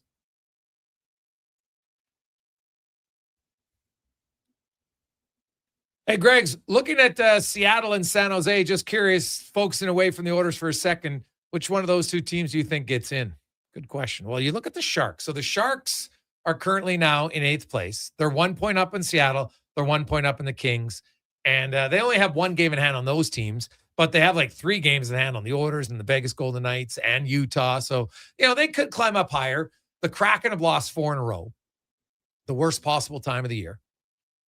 I was surprised the Kraken did nothing at the deadline. Now, remember, they tried to get Panarin. We know that report came out. They even offered him $14 million. He said no. So I give him credit. They tried that. But then it was almost like, well, we tried him, so we're not going to get anybody else. And I'm like, all you have to do is look at Buffalo. Buffalo made a deal. They thought they had Parayko. He says, no, I'm not going there. Fine. They pivoted, made another trade. Seattle added nothing. And having talked to a few of the Carolina players who they were kind of perturbed that their team did nothing because they feel, hey, we're a really good team. And their team really didn't add anything, especially a second-line center, like hello, Braden Shen would feel like. They're like, God, we need some help here. We're close. We're in a playoff spot at the time of the deadline. And they did nothing. So I think that, that can have a negative effect on your team a little bit like, what, did they not believe in us? What the hell's going on here? So we'll see. Let's get to the 2-minute warning brought to you by Legacy Heating and Cooling. Home with no payments, no interest for 1 year on your furnace. Stay warm all winter. LegacyHeating.ca. Cam Tate, longtime journalist in town. Cam, born with cerebral palsy, is in a wheelchair. We don't have it yet? Oh, well. Tater, wake up. What are you doing? So there we go. He's handcrafting it for your expertise, I suppose. You're reading today. Oh, well, yeah. Well, normally you should have it way earlier. Did you fall asleep? Possible. Did you blow a wheel out there today somewhere? Get stuck in the snow? Tater, what's happening? Let us know. So there you go. That's okay. We got a lot of other texts, a few other things. Hey, Gregor, I don't care what Shaq says. How can anyone say that SGA is better than Jokic? Well, Shaq just said it. So how can anyone say it? He just said it. Jokic is a phenomenal player. I don't think there's much discount on that. But I don't think he is as good at defensively as SGA. Probably now they're very different positions, of course, right? You look at SGA, like they're different players, right? SGA's teams won. Denver's had good teams, not as good, clearly, but like SGA, they're different in how they go about it, right? Like Jokic, you don't see a big guy move and distribute the ball and do a lot of the things that he does. That's what makes him impressive. It's hard for me to say who's better per se. I just think they're different, right? But it's interesting that a big man like Shaq went for the non-big man in SGA over Jokic.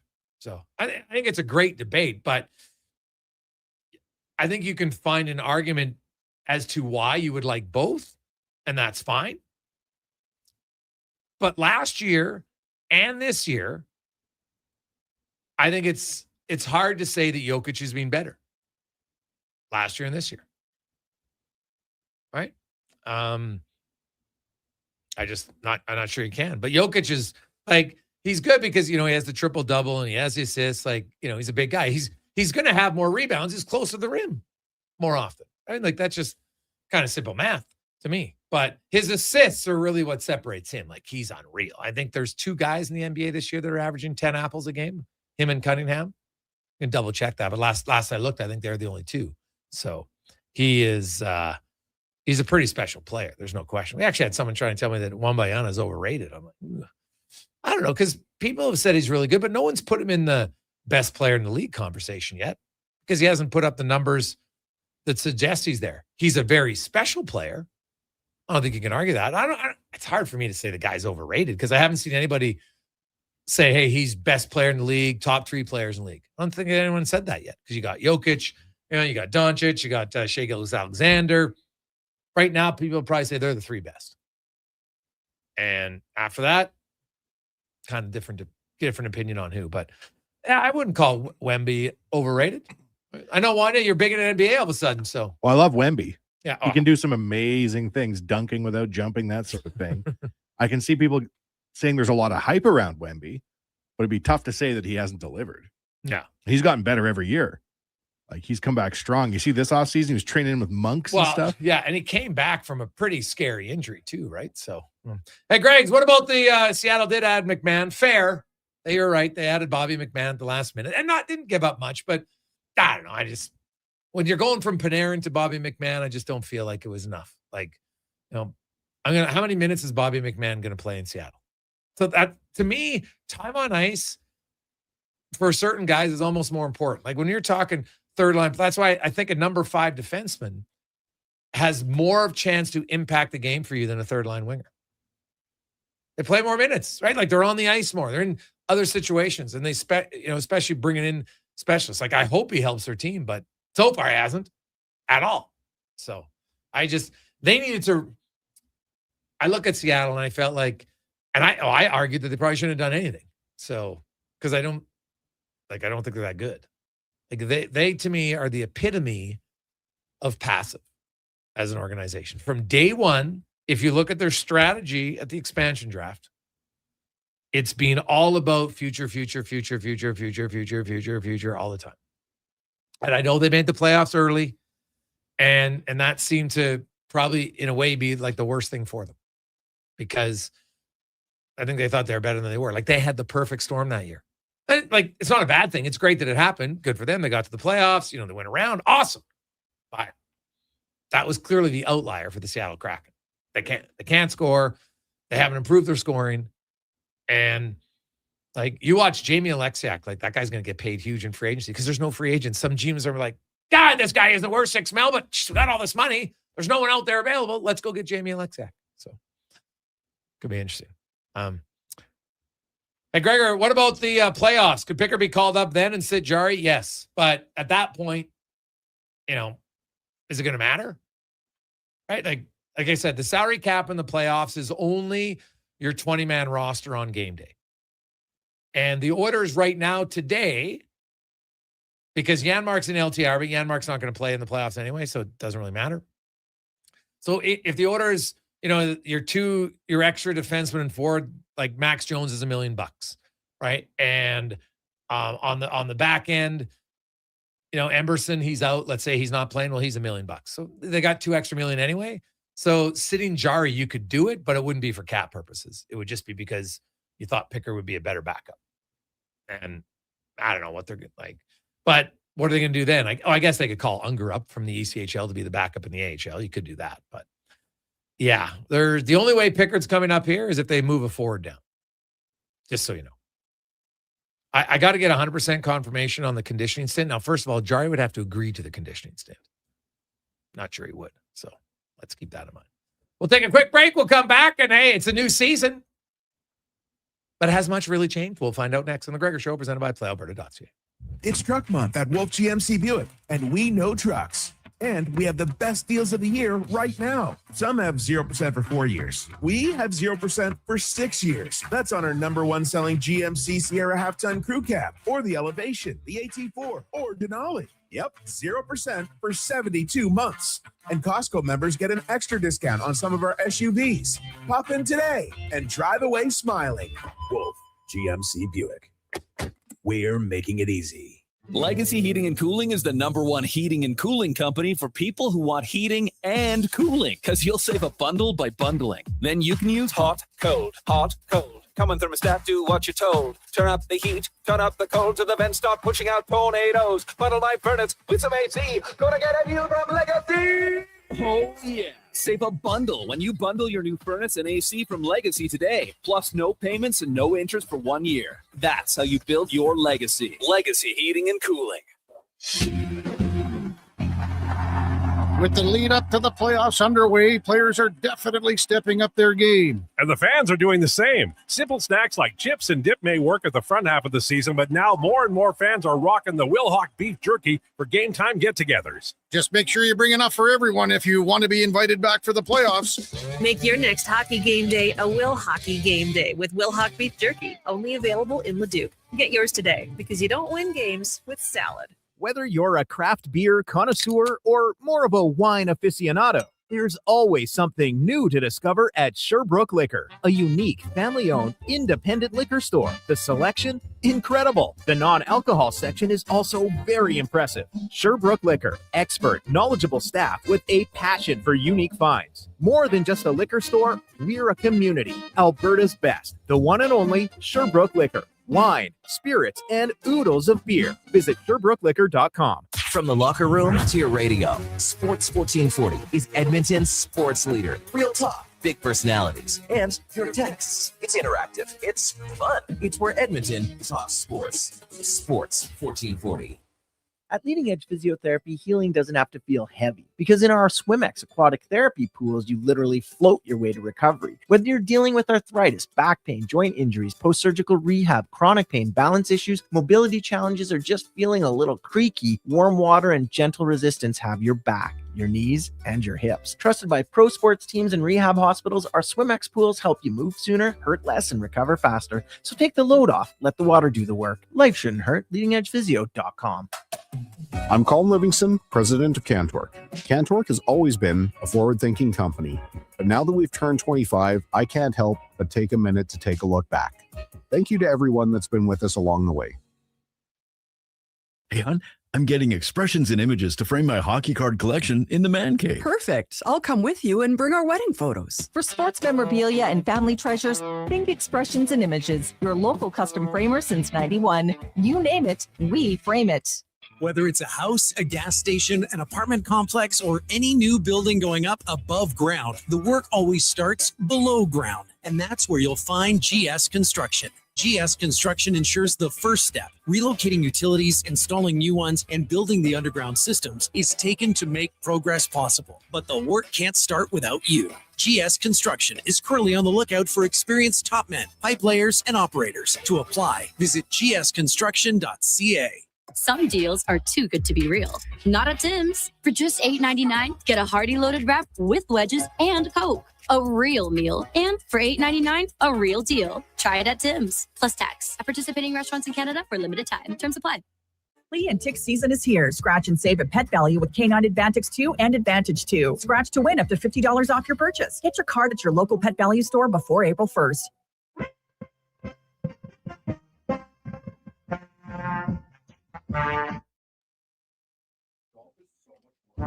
Portions of this hour brought to you by Papa John's. This leading edge physio for weekend warriors, professional athletes, kids playing soccer, to grandparents in the garden, rotator cuff tears and tendonitis, just post-surgical knees and hips.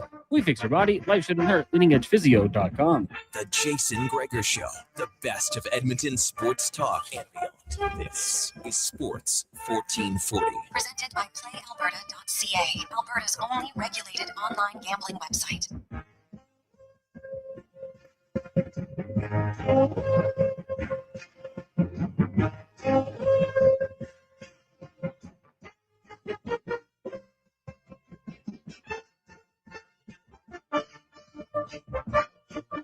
Positive Friday continues on. How are you? Jason Gregor, Wanye Gretz, Connor Halley. Cougar also here. Of course, Oilers in St. Louis tonight to take on the Blues. The Oilers have made a move today. Colton Dock, bad news for the local guy. He's been moved to LTIR. And the Oilers have recalled Max Jones to join the team. No word if Jones is going to play tonight or not. I guess it would depend if there's a forward that the coach thinks should come out. Every forward actually played almost 12 minutes last night for them. They still only have the 6th defenseman, Emerson, back in Edmonton. I guess the good news is they didn't move Emerson to LTIR, so they don't think it's going to be that serious for him. And from everybody asking about the goalie move, Tristan Jarry's not eligible to be going down to the minors because he wasn't on the AHL roster prior to the trade deadline. So he can't go down. Now, they could call up Pickard if they sent a skater down, like Jones, for instance, but probably don't see that happening anytime soon.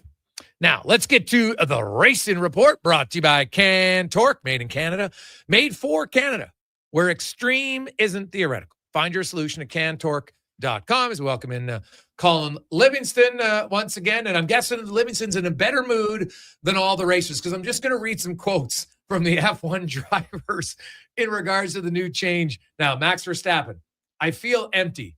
It's not fun. It goes against instincts. Lando Norris, we have gone from the best cars to the worst.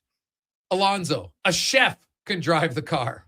Leclerc, it's not the most fun car for qualifying. Hamilton, it goes completely against what Formula One is, which is to go deep to the total offense. And Colin, you talked about this before the season started that, man, the drivers aren't going to like this. Well, it's Positive Friday. So it's really tough to argue with these guys. I mean, to be fair, some of those are slightly out of context, but not entirely. That, you know, Lewis is kind of flip-flopped and after the race said that, you know, he had a lot of fun on track. And there's a lot of people talking about how, oh, there's so many passes, but there was more passes. I will say that. It's true. They're complete BS passes. Passing is supposed to be where a driver has the faster car, more grip, or is better under brakes.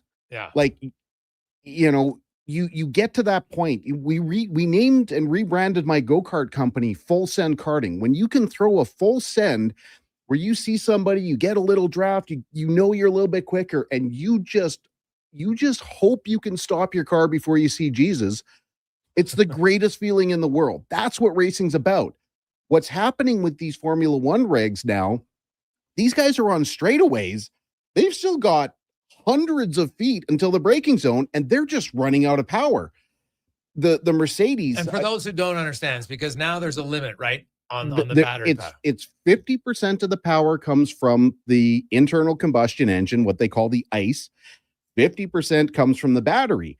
But the batteries get depleted so quickly that before you get to the end of the straightaway, these cars, like again, the Mercedes, I can't remember the number. I think I sent you the graphic, but yeah, it was 51 kilometers an hour lost. Dropped before they hit the brakes because they start running out. So if the guy behind you has slightly more battery, he just drives around, gets in front, but then his battery starts running out. And then like we saw Leclerc and George Russell like easily had the best car, but they just went like whoop, whoop, whoop.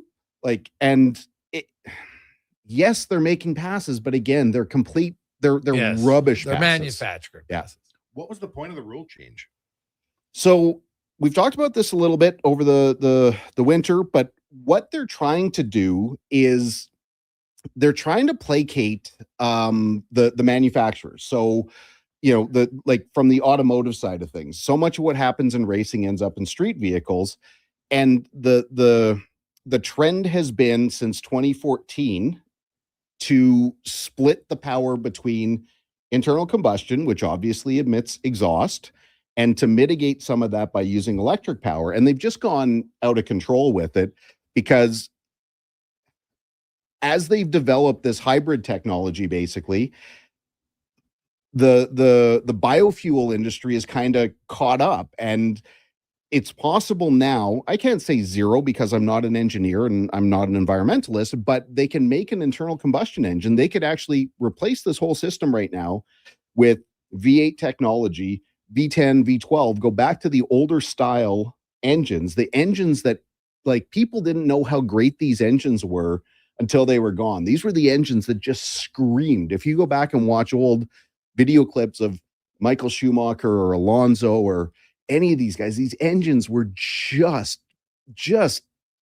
brutally high pitched. They were unbelievably awesome. And now I've heard these, since the turbo hybrid era, it sounds like a herd of flatulent elephants. Like they don't have that sound anymore.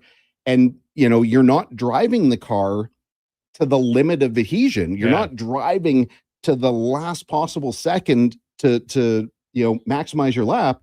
You've got to play all these games where, like, well, if I deploy my battery now, I'm not going to have it on the exit of the corner. And the newest thing is this, the ECU, the computer that kind of controls it, is essentially running on the same principle as AI. It takes your inputs from the previous lap and then adjusts how the battery gets released on the next lap, and then it adjusts again. So sometimes, Oscar Piastri on the out lap in Australia didn't really do anything wrong, got to like turn 4, just clipped the curb, and what he tried to do is what we generally call short shifting. So this was just warm up. This is just as they're driving around to grid. They're not racing at all.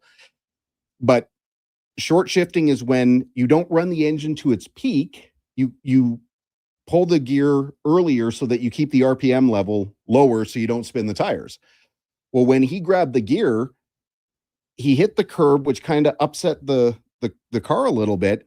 And then the ECU's like, hey, we got all this battery, and it just deployed. It broke the end, and he smashed into the wall. And this is just on the formation lap. So there's a lot of room for improvement with these rules. They're supposed to be in place for 6 years, but it seems more and more likely that they can possibly get out of this within the first 3 years. We'll see what happens. I mean, Mercedes has been on fire. They supply 8 of the cars, and they're looking to buy into another team. So they've got a lot of say. They've got a lot of swing. So they're going to be pretty resistant because they're just absolutely kicking the teeth out of everyone right now. But again, we haven't even got through race 2 yet. Yeah. So there's lots to change. Very much so. We've already had the FP1 and sprint qualifying for this weekend. And, Gasly and Alpine beats Red Bull Racing in that. So that kind of shows you maybe because, they're obviously with Mercedes and kind of illustrates now, Max in a race, still when you get onto the race, he's still, I think, going to be pretty good. But what were your thoughts quickly, though, before we move to Indy on Arvid Lindblad and his first debut in F1? I mean, he definitely opening some eyes, but all of these, for the most part, all of these quote unquote kids that are moving into F1 are so good. They're so they've been, living in the simulators. They get to learn these things. And what's great for the rookies is they don't have to unlearn anything. Like they maybe did, some practice sessions. They maybe did, some simulator time with the old regulations. But as far as actual driving, they're getting into a new car. They're learning new systems for the first time, where guys like, Alonso, Hamilton, Sainz, these guys have been around through multi-generations where they've gone from, V8, V10 engines to the turbo hybrid, to the this, to the that, to that last, ground effect. Every year they have to kind of, not every year, but every regulation, they have to relearn everything, where these rookies they just get to jump in and start fresh. So great outing for most of the rookies. Let's move to IndyCar, and Mick Schumacher caught your eyes. Yeah, you can never do the things that a driver does without a good car. Mick qualified fourth last weekend in Phoenix. Never raced an oval. They did a test session with him over the winter. He said he loved the oval program, which is pretty cool. Just for Wanye, Mick is Michael's son. Yes, Michael Schumacher, of course. Yep. So How now old is he? 20. All right, so he's early in the game. He's gone through a Formula One career. Spent 2 years in Formula One with Haas, and then they didn't renew his contract, and nobody's jumping up. So he's moved over to IndyCar full time this year. Didn't have the greatest race, but learning how to race on an oval is totally different from learning how to qualify on an oval. When you're single car, you don't have the effect of the aerodynamics. You don't see how aggressive these guys are on the starts. But he handled himself well. I mean, he did a lot better than some of the veterans. Guys like Will Power. I think more and more though that the more I look back, the more that a couple of these guys, it seems like their spotters were taking naps in the middle of the race. Well, it did seem like he missed communicating to Paulo, did he not? Well, there was one issue with Paulo's spotter. Didn't let him know that I think it was Rasmussen was coming up on the outside, and they made contact. And then later on, or no, it was I can't remember who it was with Paulo, but then Rasmussen, who was leading, was trying to pass Will Power coming out of turn 2, and Will's spotter just didn't let him know that he was making a run. You don't expect drivers to pass on the outside very often, but Rasmussen is easily the most aggressive driver in the series right now, and he'll put his car anywhere. That also shows that he has faith that the spotters are doing their job. So, when you're, just to really paint the picture, when you're coming out of a corner on an oval, you're looking left. You're not looking to the outside as you're making a left-hand turn. Yeah. You're spotting the exit and you're looking at where you're about to drive. So there's no way Will would have been looking in his right-hand mirror. Okay. That's what you need your spotter there. Sometimes a spotter, and I can say from experience, you don't want to give your driver bad news. You don't want to let them know that they're going to be passed, but it's not your job to be, emotional or to protect your driver, from their emotional state. You just have to relay the information that's out there. So, I've listened to Alex long enough. I've never spotted for him in IndyCar, and thank goodness, because it's so difficult and things happen so fast that I sat in on debriefing sessions after Indianapolis, after the Indy 500, where Alex basically ripped the guys to pieces. He's like, you can't tell me when the car is one car length behind. We're traveling at 240 miles an hour. They'll be past me before you even finish the radio message. You've got to let me know 10 cars back, 5 cars back, what lane it looks like they're, it's not to blame them, but you've got to give that information so the driver can adjust. And with Will's case, he just didn't have a chance to do anything. He drove up on the regular line, and unfortunately that ended or hurt Will's day, and that really caused Rasmussen to lose the shot at the win. And Indy's racing a brand new track this weekend outside AT&T Stadium, and it's got a massive back straight on the back. They'll probably get over 200 kilometers, I would think, in that miles. Miles. I watched the first 70% of the practice session before I had to get over here. I didn't see how quick they were going. Single car, they were hitting almost 190. Yeah. So that's over 300 kilometers. It's booking, and it is bumpy. I saw I saw the track map, and you don't see the elevation and you don't really see anything. But once I started watching, they showed some in-car and some onboard stuff, and holy moly, it's not bumpy when the guys were at San Jose or Baltimore, where they were jumping over train tracks. But at those speeds, when they start getting into packs and they get the benefit of the draft, it's not unthinkable that they're going to be hitting 200, which is, 315 kilometers an hour, give or take. Yeah. And then into guys were driving off the track because it's so bumpy. If you waited just a whisker too long, you'd kind of hit a bump and your feet are on the brakes, they would land and the rears would lock, and these guys were spinning out. And our old buddy Stingray Rob already did some damage to his car. So Stingray Rob, we like it. So go Stingray. Awesome stuff, Colin. Enjoy the weekend of racing, and we will chat with you next week. Have a nice day. Yeah, there you go. There's a positive Friday. Livingston here on Sports 1440. Let's get to the Con Man Sports 1440 update, brought to you by Fountain Tire. Fountain Tire can meet all your car needs and more with their digital vehicle report. They don't just tell you what your car needs, they'll show you. Book your appointment, fountaintire.com today.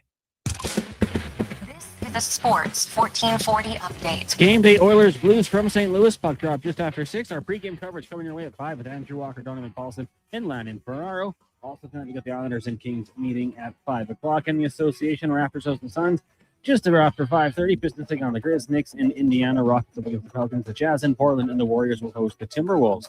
Day 2 at the Players' Championship. Xander Schauffele and Ludwig Oberg atop the leaderboard at 10 under par.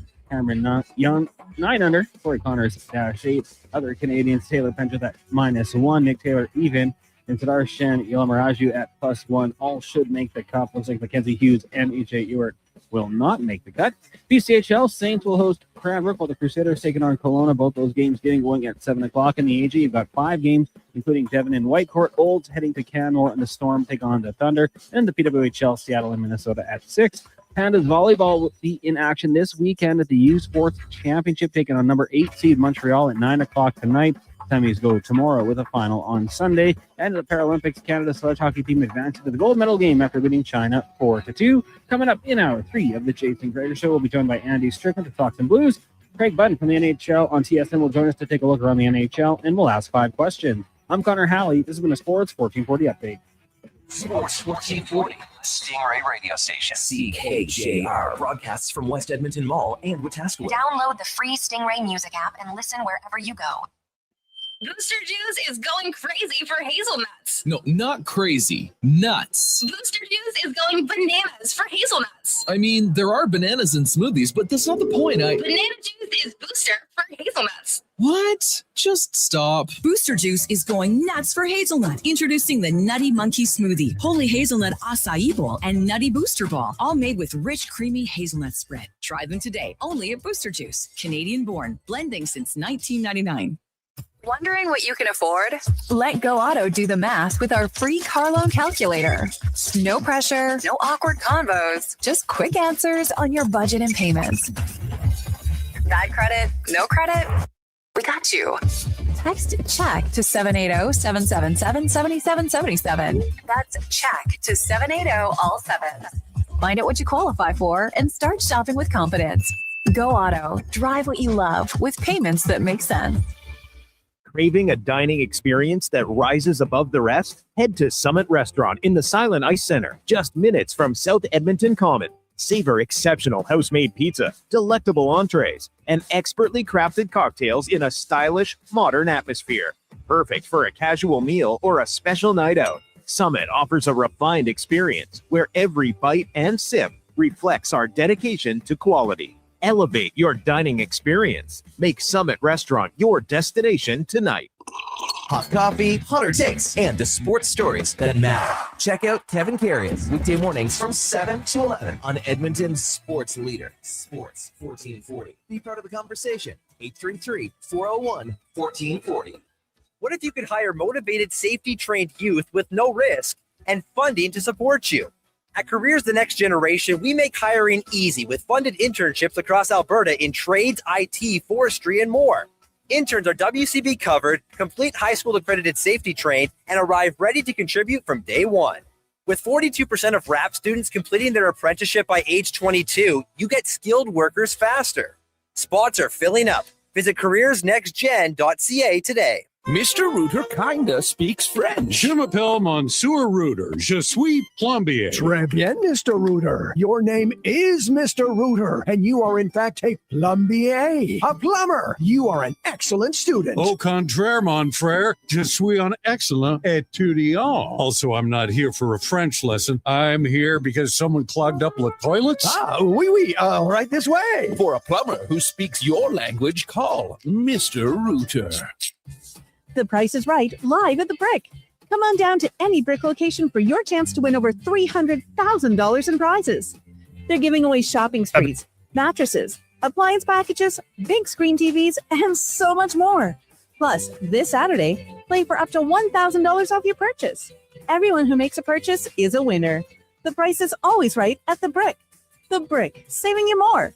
Some conditions apply. See in store for details. Any project, commercial or residential, when you need metal and you or bent fast, this is the place. Metal Supermarkets. Huge inventory, amazing service, and free parking. Free. That's a pretty big deal when you're saving up for something special. Yep, only 3 more payments and this bad boy's mine. And the 1, and the 2, and Metal Supermarkets, the local convenience stores for... And maybe a little polka too. Southside, West End, metalsupermarkets.com.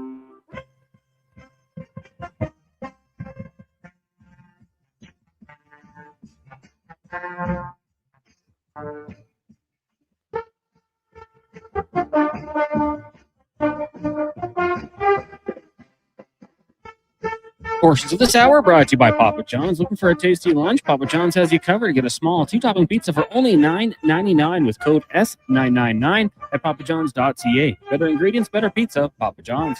This is Sports 1440, where Edmonton talks sports. On YouTube, Facebook, and X. Here's Jason Gregor. Brought to you by PlayAlberta.ca.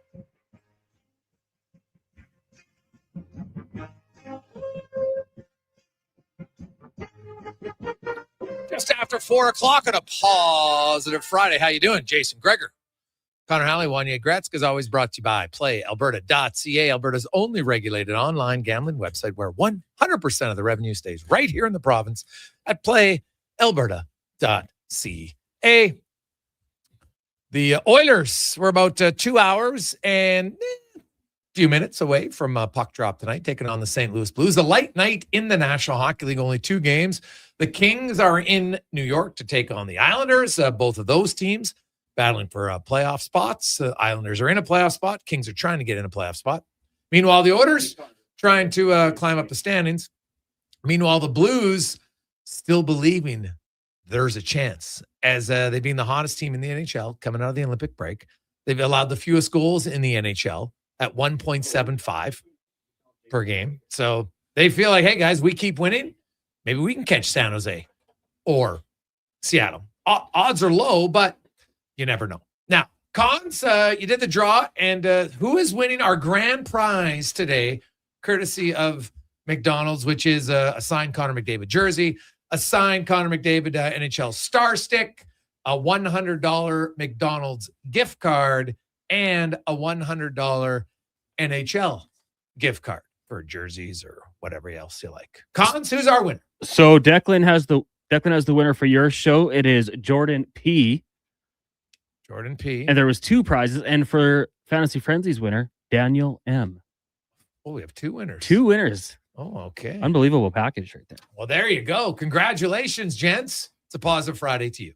Now, let's go around the NHL, brought to you by McDonald's. And right now you can get the 7-player mini sticks: McDavid, Matthews, Celebrini, Quinn Hughes, Makar, Montembeault, and Sam Reinhart when you order the NHL Star Stick meal with medium fries and a drink. You can do it with 10-piece McNuggets, Big Mac, McVeggie, or the Hockey Hero Burger, which is 3 Canadian beef patties. That thing is massive. Check it out at McDonald's. As we go to St. Louis to discuss the surging St. Louis Blues. So you're telling me there's a chance the Blues, red hot defensively, they've been great. Joel Hofer has been on fire since coming out of the Olympic break. He'll get the start tonight. Andy Strickland, beat reporter for the Blues, also a host of the Cam and Strick podcast. And Andy, how you doing, my man?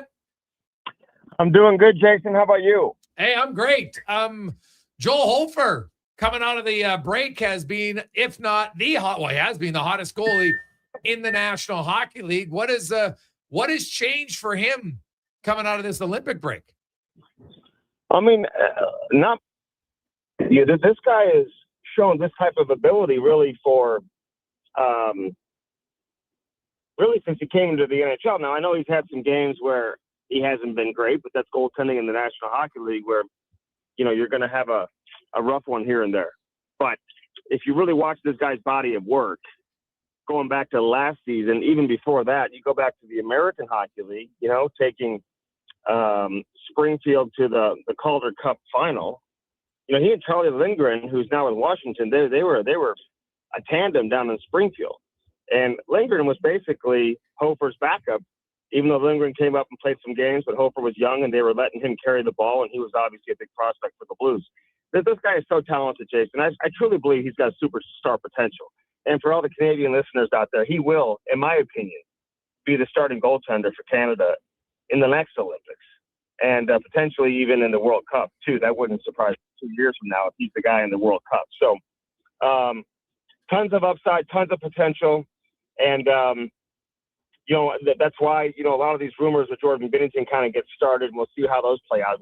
Binnington was incredible last night, Jason, in Carolina. I don't know if you had a chance to see any of those highlights, but he was absolutely unbelievable. Stopped 31 of 32. They had no business being in the game after the first period, and he literally stood on his head, and he's the reason why they won that game. So they've got a two-headed monster in goal. Binnington, since the Olympic break, has been exceptional when you look at his 3 games that he's played in. Look at the save percentage over the course of those 3 games. And now with Hofer, everyone wants you to tank. You know how hard it is to tank? I have no idea how Edmonton got the first overall pick 4 years in a row, Jason. You got to help me out with that, especially when you have goaltending. It's almost impossible to get a top 3 pick in the National Hockey League. So I know some fans want them to keep losing so they can draft as high as possible. But when you have this level of goaltending and still that team in the dressing room, they're going to go out there and try to win. And with this coaching staff, they're going to try to prepare them to win. So we'll see how long this continues. But they're 6-1-1 in their last 8. Well, I can tell you the Oilers, the first year they tanked because they lost Habby Boulin, their starting goalie, and Surrey, they starting defenseman, and their 2 best forwards in Hemsky and Horkoff. So that was 1 year. And then if you look at who they had as deployed as goalies over the next 4 years, you'll see why they were near the bottom every year. You're bang on. Like, you can never ask players to tank. Like, look, they've traded Justin Falk, they traded Braden Shen, and they're just like, yeah, no problem. We'll keep playing well. Hofer has played exceptionally well. Now, I know the Islander game is the one game where, like, he faced 49 shots. So, and he only allowed 4 goals, and I think they lost in overtime that night. So it's not like the Blues are perfect defensively every game. But last night, again, Binnington played well. I think he stopped 31 of 32. So has it been more goaltending, or has the team defense also been pretty good here in these last 8 games? No, it's goaltending. And even going back to that Islanders game, 49 shots, and Hofer was unbelievable in the first period. And then Buchnevich, an accidental 4-minute double minor, and the Islanders scored 2 goals on that 4-minute power play. So they got a couple power play goals there that allowed them to come back and tie it 3-3, and then, anything can happen, obviously, in the 3-on-3 in overtime. But, that game, again, the Blues probably didn't deserve to win. They were good in the second period, but not very good in the first period.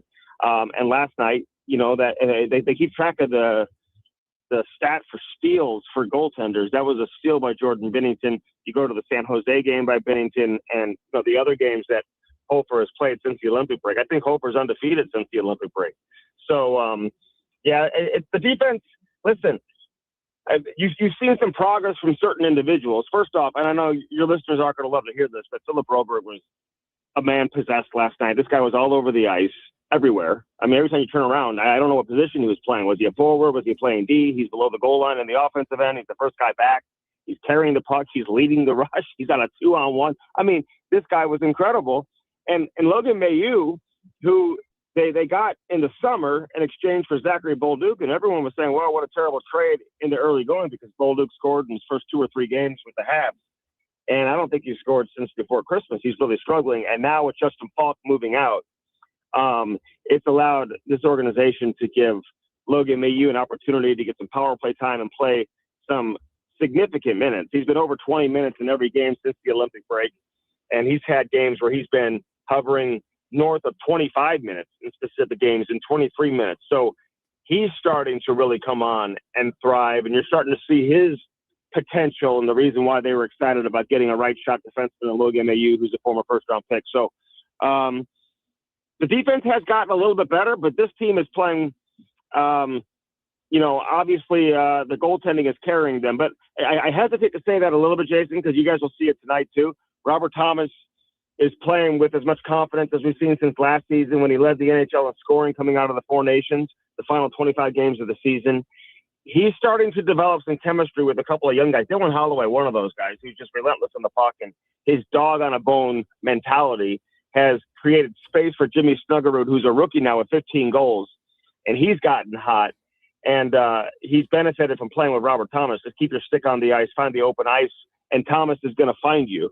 And we've seen that now in the last 5 or 6 games where these guys are pretty much getting multi-point games every single night. Yeah, they're scoring a lot. You mentioned Mailloux, him and Broberg playing together. Tell me about Theo Lindstein, who's been playing with Parayko. Well, what's interesting is that Lindstein is one of 3 first-round picks from 2023 that you'll see in the lineup tonight and that played the last 2 games. The Blues had 3 first-round picks back in 2007 when they drafted Lars Eller and Ian Cole and David Perron, but they never played in the same game together. So it's kind of crazy. You get 3 first-round picks and they're all playing. Sometimes teams get 3 first-round picks, Jason, and one of them doesn't even end up playing in the NHL. So you want to make sure you hit on these guys when you're in kind of like that retool phase that the Blues have been in. But he's got elite skating ability, which is what you see with a lot of first-round picks, especially those who come from Sweden. He can really skate. He closes in on you quickly, makes a good first pass. It's interesting, John. Listen, I'm not going to try to sugarcoat it. He was minus 24 in the American Hockey League. Yeah. So that kind of, made you be a little bit concerned. But I know you've seen this over the years, and you understand when I say this. Some guys are just better in the NHL than they are in the American League. Yeah. He looks like he's one of those guys.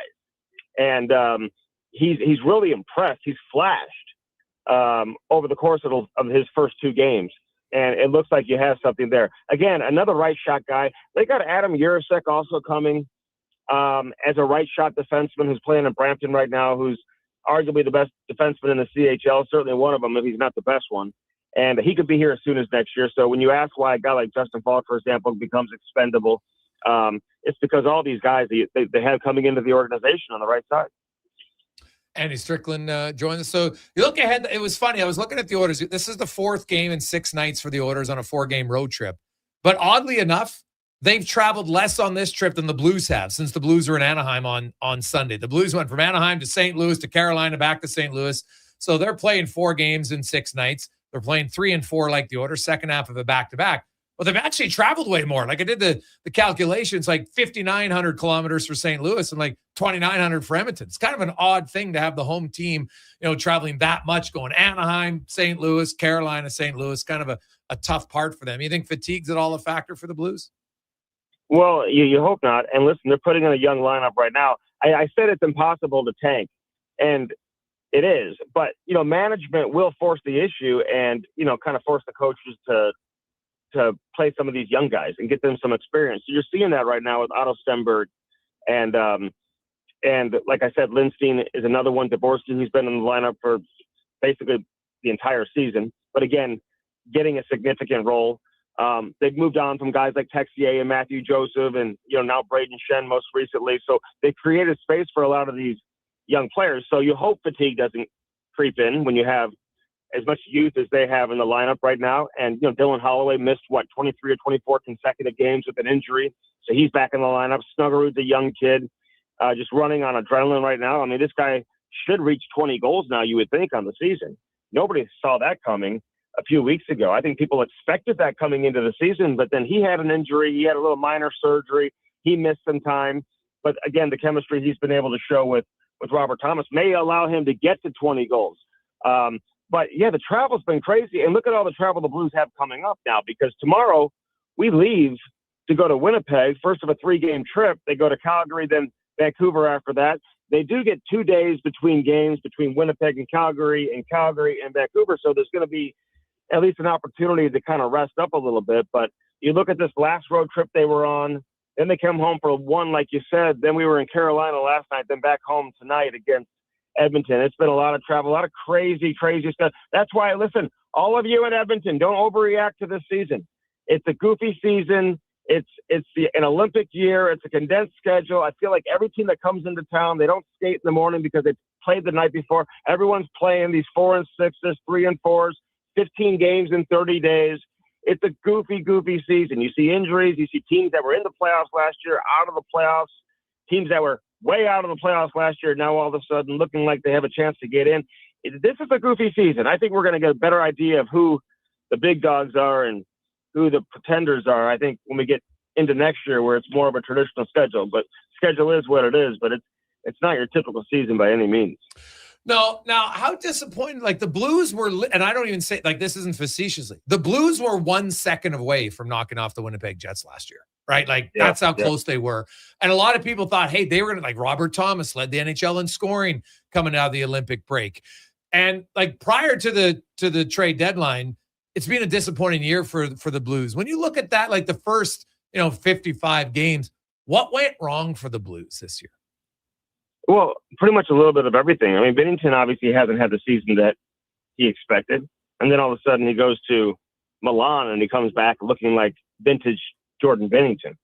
They haven't scored goals this season, Jason. I mean, you look recently, you got some guys putting the puck in the net. But, I mean, the leading goal scorers for this team, I think Thomas, Kyrou, and now Snuggerud, they each have 15 goals on the year. The leading point getter, the leading scorer for the team is Robert Thomas, who missed a ton of games. And he's just over 40 points. So offensively, they struggled. The power play hasn't been great.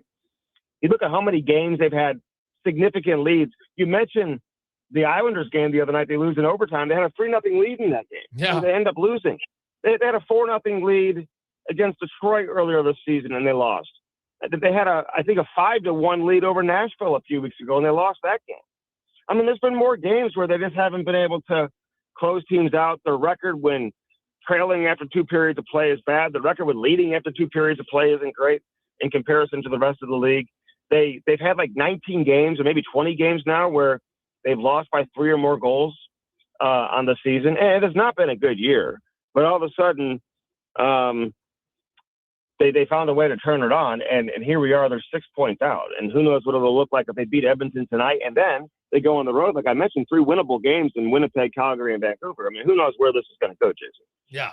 Well, that's why, hey, the Blues feel like you never know because the Seattle Kraken are on free fall mode. They've lost 4 in a row, and the 7 of their next 9 are on the road for Seattle, including a monster 6-game road trip, and they've got some tough games. Like, it's more the San Jose Sharks who, with young Celebrini, they got a huge win in Boston. That's probably the team that they're going to have to catch if you're the Blues. I think Seattle is just, I look at their schedule, unless they're going to have a massive, complete 180 here, I think the Kraken are going in the wrong direction. They still can't score, and that's been their problem all year long. They can't score. Look at their lead. Does their leading scorer even have 40 points, maybe just over 40 points, kind of like St. Louis. We were in San Jose. I saw them play live on the last road trip. And they're like 2 teams, Jason. It's like, there's the San Jose Sharks with Celebrini on the ice, and then there's the San Jose Sharks when he's not on the ice. Yes, they are two completely different teams. And I would just be surprised if they make the playoffs. To me, they don't look like a playoff team. They just don't have the depth. They're way too top heavy. Goaltending is just okay, in my opinion. So I don't have San Jose making it either. I mean, Utah should make it. I just wonder if the LA Kings are going to find their way back into it. A wild card spot, and where Nashville goes, and I don't know if Nashville will make it. I don't know if St. Louis will make it by any means either. I'm not saying that, but I just don't. As much as I don't believe in Seattle, I really don't trust San Jose, even though it's been a great season. No one expected them to be in this position when the season started, and they will become now a destination for free agents too, and for those players who are looking to get out of their current situations and maybe get traded elsewhere. For a chance to play with the Celebrini, and just him alone is going to have them competitive forever. Andy, great stuff as always, buddy. Enjoy the game tonight, and we'll see if the Blues can have a historic comeback into the playoffs. Jason, how's my boy Trent Frederick doing? Is he starting to? He scored a couple goals last week, right? I mean, he got in a fight. I mean, are we feeling better about Freddie? I'll say Frederick since the Olympic break has played, I think, like the player that they thought they were signing, right? Like he wasn't very good for that. And Trent, very honest, he talked about it, like, and then he lost his confidence. Like, it was pretty abundantly clear to me. But Frederick has actually he's been really solid. He's been engaged. He's smiling. Like, he's getting into scrums. He's fighting. He's scoring goals. He's hitting. And more importantly, he's winning a lot of battles. So no, his last 8 games, whatever it is for the Oilers since the Olympic break, I think what you would hope and expect for him. Okay, good. All right, I like hearing that. All right, should be a good one tonight. I'm looking forward to it, Jason. Awesome. Thanks, man. That's Andy Strickland from the Cam and Strick podcast, also does the Blues broadcast. Take a quick break. We'll return. We got more on the Oilers. Craig Button joins us next. It's a Gregor Show presented by PlayAlberta.ca. The Jedi return to Rogers Place. Tomorrow night, your Edmonton Oil Kings look to trap the Brandon Wheat Kings in Carbonite for the annual Star Wars game. Catch characters on the concourse for out-of-this-world selfies. Calmont Kids food combos for $10 or less. Plus, the Oil Kings will wear special Star Wars-themed jerseys that'll be auctioned and raffled off in support of Sorrentino's Compassion House. 7 p.m. tomorrow. Great family entertainment at Rogers Place starts at just $20 a seat. Save on day of game pricing now at oilkings.ca. At GS Construction, every winter plan becomes a spring project. Every repaired line and every improved system is how we build the next chapter of Edmonton's infrastructure. And we can't do that without the best and the brightest in the field. That's why right now, GS Construction is looking to hire experienced top men, pipe layers, and operators who can step in and hit the ground running. With a people-first mentality, career growth, and comprehensive benefits, why would you want to work anywhere else? To apply, visit gsconstruction.ca. At Fountain Tire, success is a team effort. They're committed to their team members and their customers. And that means treating your vehicle like it's their own and finding solutions that suit your needs. Because whatever the road brings ahead, they're on it with you. Visit fountaintire.com today. And now Action Electrical's testing team is on defense duty. They're the guardians of safety and compliance, a critical part of any lineup. Precisely. They perform rigorous safety and code compliance testing for commercial operations.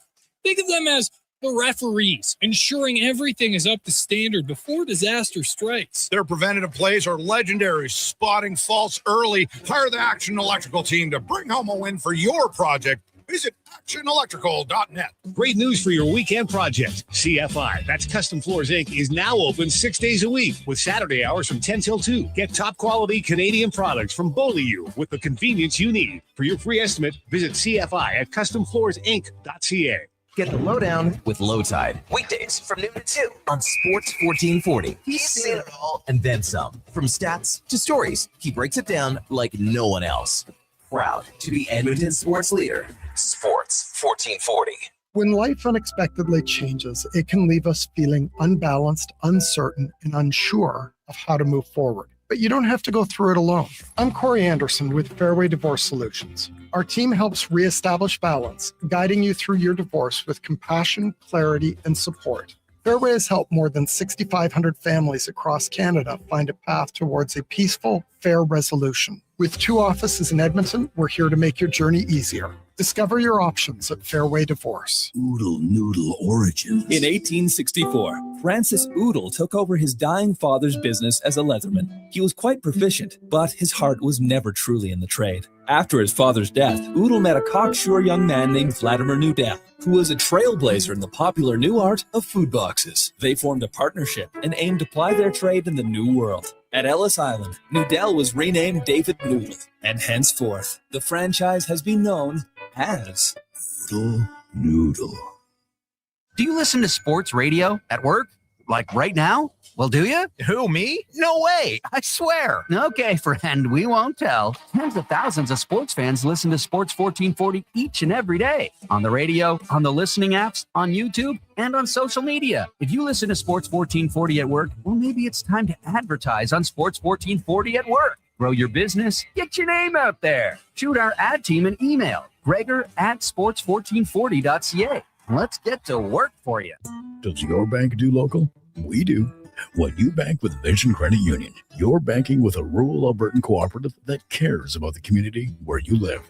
There's no question. We actively support our rural communities at the local level through charitable donations, volunteerism, local team and event sponsorships, and by returning millions in profit shares to our members every year. Does your bank do that? We do local. Bank with Vision Credit Union. VisionCU.ca.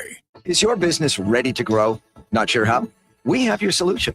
We are Stingray. Whether your customers are around the corner or across the country, Stingray connects you with radio to digital advertising, including connected TV, search and social, programmatic, digital advertising, and digital out of home. From idea to execution, we've got you covered. With creative and production, cross-platform integration, detailed reporting, and one-on-one support, it's the easy way to make your business grow. Get started now at stingraymediasolutions.com.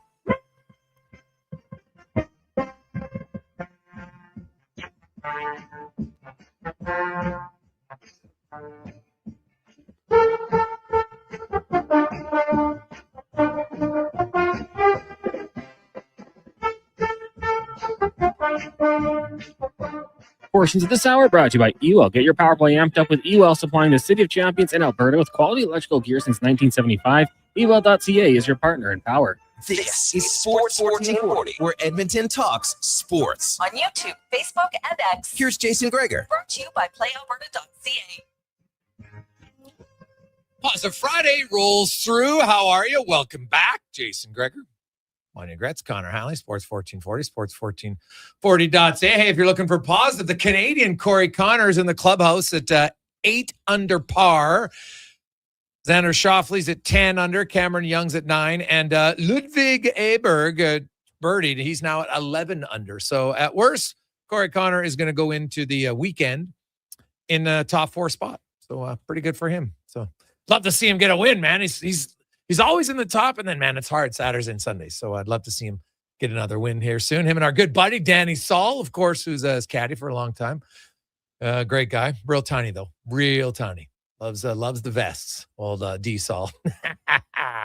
Can grow a good beard, though. I'll say that. Jason Gregor, Wanye Gretz with you. Now, let's get to our big guest of the day, brought to you by the Spruce Grove Saints. Tonight and tomorrow, 7 o'clock start tonight, 6 o'clock start tomorrow, as the Saints are wrapping up the regular season, but they're battling for, they're in the playoffs. It's just a matter of where they're going to finish. So some meaningful games. Check it out. Get your tickets at the door or online, sgsaints.ca. Craig Button, TSN analyst, former NHL GM and scout, Stanley Cup winner, joins us. Butts, how you doing, my man? I am doing really well, Jason. How are you doing? I am good. I'm actually quite good. There's lots happening in the sports world, so I like it. There's no shortage of storylines in the NHL. The Oilers are a story themselves, from good to bad to good to bad. They haven't been good long enough this year. They play a very good game in Vegas and Colorado and then stink out the joint in Dallas. But if they win tonight, it's 3-1 on a road trip, and they'll be pretty happy. So we'll see what they do. But I want to start with the whole situation around Goodis, because I tweeted it out, and people always like to deflect to something else. But I'm like, and I've said this for years. It just, to me, it was another example. The Toronto Maple Leafs culture has never been enough bite and pushback from their top guys.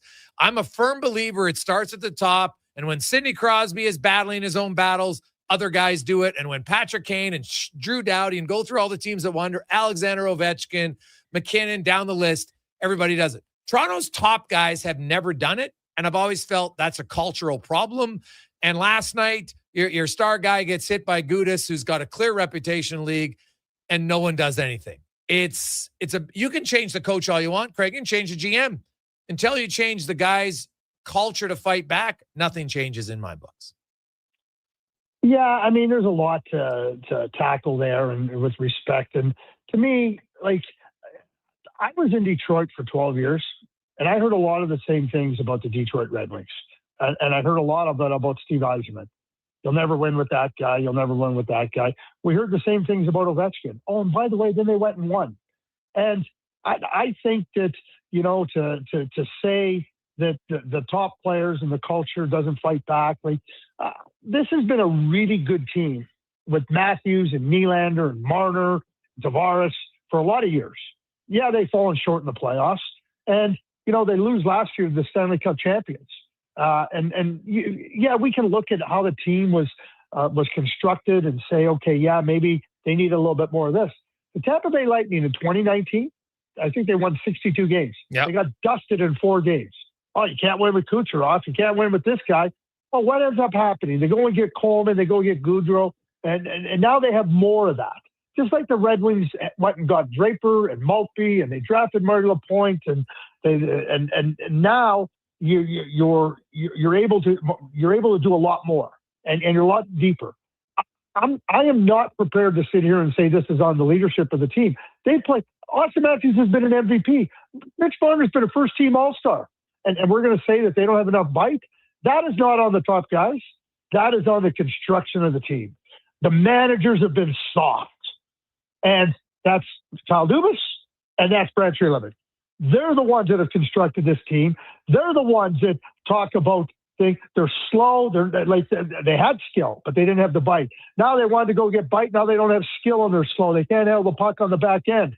That has nothing to do with courage or standing up for yourself. That has to do with the construction of the team. And these players have been failed by management, in my view. No, well, I would agree with that. The team construction hasn't been good. I feel like at some point your stars have to stand up for themselves. And I never felt that. Like when I hear, oh, geez, I should have done something. Like you shouldn't have to know that you should do something in that moment now. Like McCabe had no problem doing it. He did it for a rookie, for goodness sakes. The previous game, like you just saw it happen for one of your teammates how to do it. To me, I felt like it was a microcosm of other issues. I agree, roster construction hasn't been good, but I just never felt that Toronto had enough pushback from their main guys when it mattered. Yeah, and I'm not, but I don't think we can take last night and indict for whatever the last number of years. And hey, listen, and Morgan Riley said, I take full responsibility. I believe, and I've seen it. This team checked out a long time ago. That was their first win in 8 games or 9 games after the Olympic break. They checked out. They're not paying attention. They don't care. And I think that the malaise that surrounds this team and where they're at, the players know that they can't win. They know they're not good enough. And last night was a bad example of it. It doesn't look good. And I totally agree with that. But this team has had success with these players. And again, I'm using some pretty good examples, I think, of in the past where players were questioned. And then when the team got built around them a little bit better, oh my Lord, they won. Isn't that a surprise? Yeah. Craig Button joins us. Craig, looking at if I'm the Edmonton Oilers, I'm just running with Connor Ingram now. I can't play Tristan Jarry right now. The Oilers have 9 games the rest of the month, no back-to-backs. Twice they got 2 games in between games. There's no reason Ingram can't play 7 or 8 of the next 9. Well, I mean, I totally agree with you. It's so interesting with Tristan, and they changed the goaltending, the narrative around the goaltending. There was a feeling that it needed to change. And now the narrative is completely different. The narrative is the guy we brought in to change the narrative has made the narrative worse. So I totally 100% agree with you. Give it to Connor Ingram. And we can look and say that Connor Ingram, where's he at? How did they get him? Who cares? They got him. And you go back and look at his track record in this league, previous to him going into the player assistant program, which was helpful for him and necessary. He had some really good productive runs. Try to get him on another productive run here because the other guy can't do it. I would not have him anywhere near the starting goaltender at any point in time. No. Well, and hey, the Oilers' defense has to be better too. I'm not just going to say it's the goaltending. I agree. Last night but they've shown they can at least do it, right? Against Colorado, against Vegas. Here you go. And the goaltender can at least make a save or two sometimes, maybe early in a game, and that can spark you. So it has to be a combination of things for the Edmonton Oilers. There's no question. They're still in a decent. Something to this. I remember. I'll go back in a story, and I remember we had Roman Turek, and I mean we drafted Roman Turek in Minnesota. We had him in Dallas on our Stanley Cup team. He went to St. Louis, and I traded for him here in Calgary, and he started out the year really, really good, and our team started out really good. Then Roman kind of went into a little bit of a tailspin. But I remember sitting down with Roman, and I said to Roman, you have bailed out the team at times, and that's fine, and the team has bailed you out. But at some point in time, Roman, you just got to get your game steady and consistent, because you can't look to the team to bail you out, nor should they have to look at you to bail you out. And I think right now the team has bailed out Tristan Jarry. Tell me when he's bailed out the team this year. No, he hasn't. And that to me is a real problem. Yeah, I think there's a stat that says steals. Like they look at how many games a goaltender steal. Tristan Jarry, like there is no way, and the players are never going to say it. There is no way that any player on that team can look at Tristan Jarry and go, "Well, our chances are really good with him in the net tonight." Yeah. Well, right now you're bang on. It's not. It is not a situation, and confidence does matter by your players at times. There's no. I don't think anyone can debate that. So right now you got to go with Ingram. There's no reason why you can't, and the Oilers got to play better. There's defensively for sure. A few of the teams, Craig, in the East, the Ottawa Center, like the Detroit Red Wings, their injuries, man, Larkin and Kopp come at a brutal time for them. Ottawa's playing really well, except their goaltender. I look at Ottawa, and I still don't count them out, but man, the Detroit Red Wings are only 2 points out of the playoffs because the Columbus Blue Jackets, they rarely go out without a point. They get a point every game, it seems, here in their last 9 games. How concerned are you that the Red Wings, for the 3rd year in a row, could fall out of the playoffs? Well, and I think that losing Dylan Larkin, I mean, their leader, the key player, he goes out, and we're not talking about a few games, it's a couple of weeks now. And Andrew Kopp is a real good functioning player that plays different roles and helps that team win. And I think you nailed it. It's the Columbus Blue Jackets. The Columbus Blue Jackets are the team that, of any of the teams out of the playoffs, that's the team I think will be in the playoffs. And everything, like you said, they get a point, they find ways to win games, they reinforce their team with Connor Garland. Rick Bowness has done a fabulous job in there, and I think that you're the Detroit on one side with injuries. You got other team, Columbus. Okay, we can put Ottawa into the mix somewhat and say, hey, they're playing pretty good. There's no question Detroit's vulnerable. They're just no question they're vulnerable. Yeah. Oh, for sure. What about the Buffalo Sabres? How are they the best team in the East right now? Well, they're playing the best right now of any team in the East. And I think, but you start to look at where they're at. Like, if we just look on paper and we look at a healthy team, Tampa Bay is the best team in the East. And I think that, Carolina is a really good team. But Buffalo has to be taken seriously. And nobody thought that they would be a contender if we were talking in November. But they're a contender now. I don't have them in that upper tier of contention, but you have to look at them as a contender. And certainly their play since December has been phenomenal. It's been exceptional. So you have to recognize that. But, I'm not prepared to say that they're the best team, but they're right there. And they're showing that they can compete with the best teams. That's all you ask for as you try to progress. Craig, give me your thoughts on Bryce Pickford. I know you cover the juniors a lot, and the guy's a goal-scoring machine on the back end. Like, he'd easily have 50 goals if he didn't miss 12 games this year.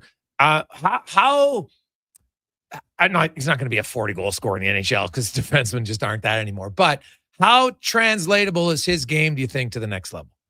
I think it's really translatable. I really like the player. I think that he's a couple of things I'll say about Bryce, and I've watched him lots. And I think he's a hockey junkie. I think that he just wants to get better. He's always trying to find ways to get better time and time and time again.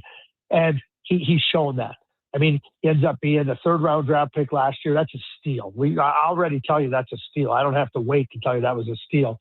Bryce, and he's a competitor. And he's not just, we talk about the goal scorer, and it's really nice. This isn't some up-the-ice roaming player. He plays big minutes. He plays hard minutes. He's committed to being a good player in all areas of the game. And I think that, you're right. He's not going to score 40 goals in the NHL. If he does, well, we're going to be talking Bobby Orr, Paul Coffey like. But when you think about his game, and he's hard and he's committed to being better, and he has these other skills, the really good skills, I have no doubt he's going to be an NHL player. I think he's going to be a good, solid NHL player. Yeah, okay. Obviously, like most young guys, probably develop in the minors and go from there. Should have been on the World Junior team. Yeah. Oh, agreed wholeheartedly with that one. I was kind of perplexed as to.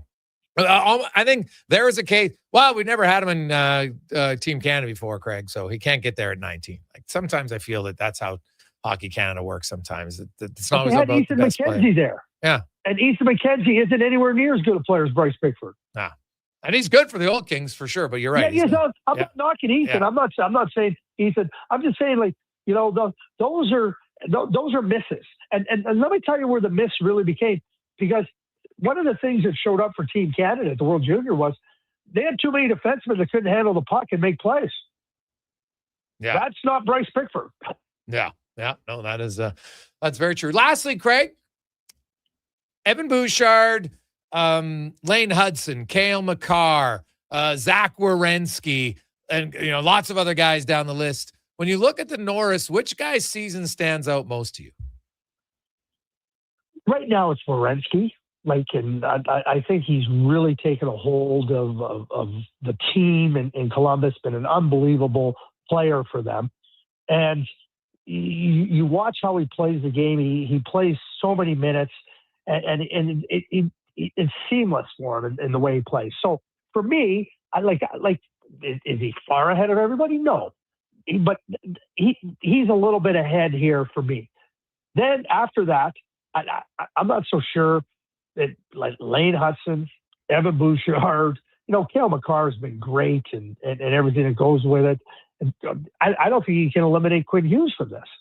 Quinn Hughes is so. Those are the five that right now I think have been really good.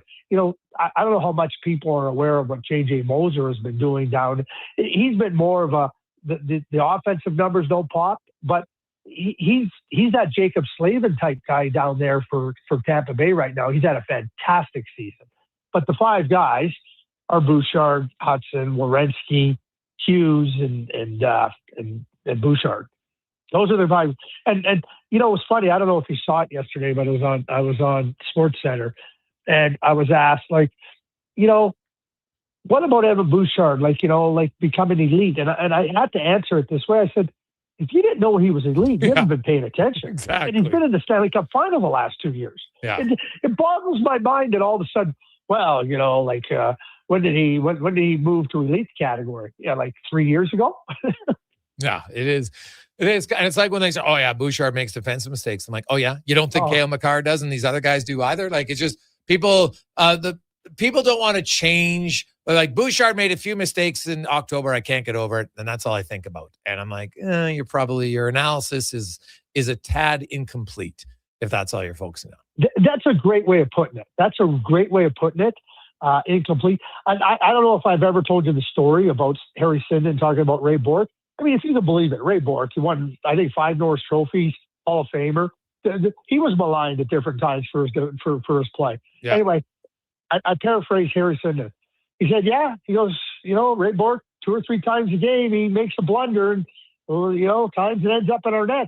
But he goes, he does about 20 things a game that help us win a lot more than we lose. And he goes, if I'm going to start getting fussed about the 2 or 3, I'll lose the 20. And that's not a good trade-off for what Ray Bourque does.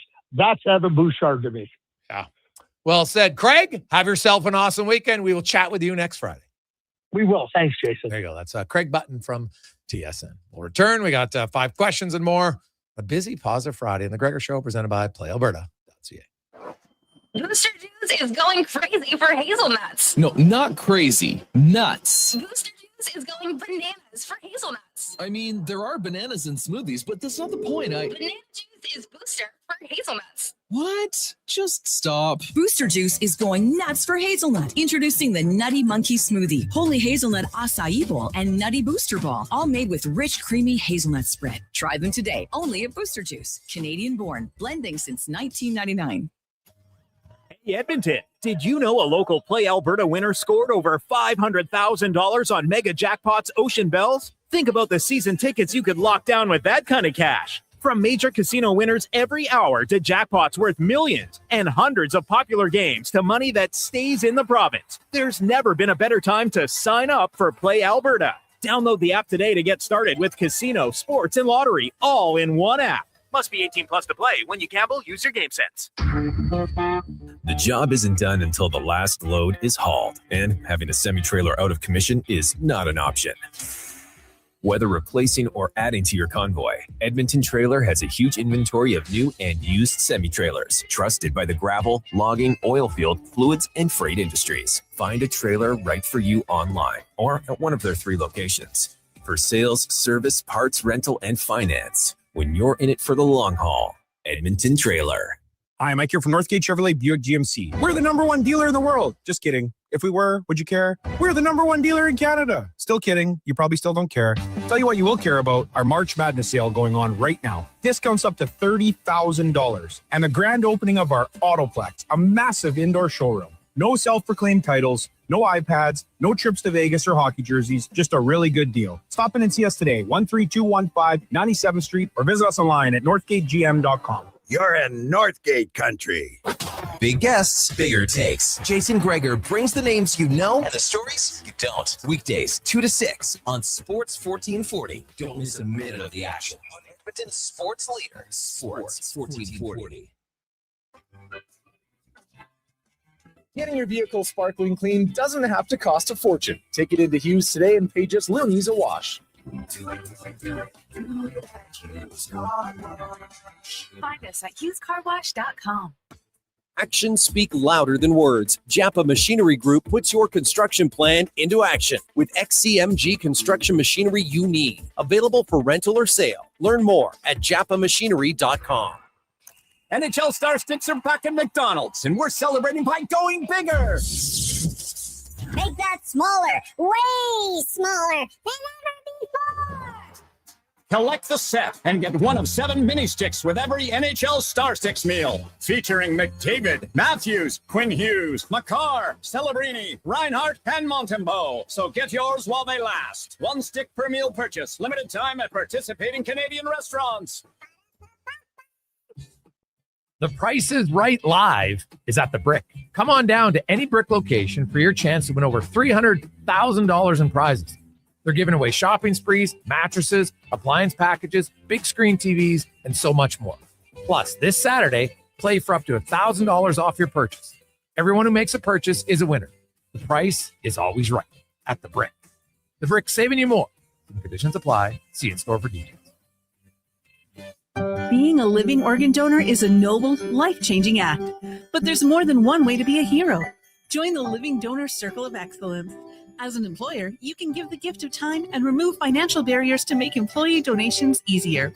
You'll earn recognition, a raised corporate profile, employee satisfaction, and of course, be a huge part in saving lives in desperate need.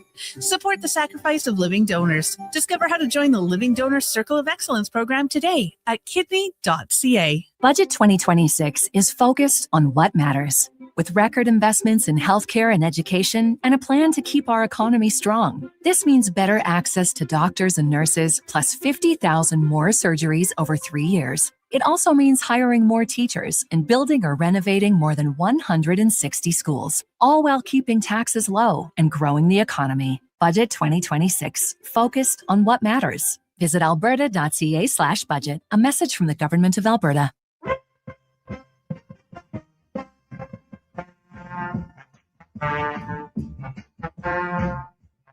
Portions of this hour brought to you by 01 Athletic Care. Injuries don't wait, and neither should you. 01 Athletic Care offers one-stop access to doctors, x-rays, and casting. It's expert musculoskeletal care covered by Alberta Health, right in West Edmonton Mall. Move from injury to recovery. Book now at 01.ca. That's ZERONE.ca. This is Sports 1440, where Edmonton talks sports. On YouTube, Facebook, and X. Here's Jason Gregor. Brought to you by PlayAlberta.ca.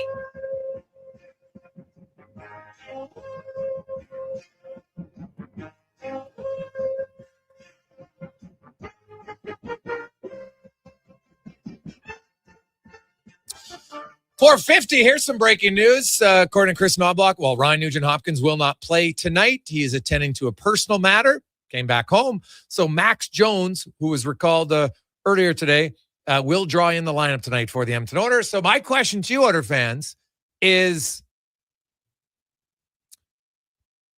Who do you play on the left wing with Hyman and McDavid? That's the question. You get to play coach. Who would you put on the top line? 833-401-1440, 833-401-1440. As we get to 5 questions brought to you by The Brick. Over $300,000 in prizes to be owned. Mattresses, sofas, big screen TVs, appliance packages, and more as The Brick hosts The Price is Right live.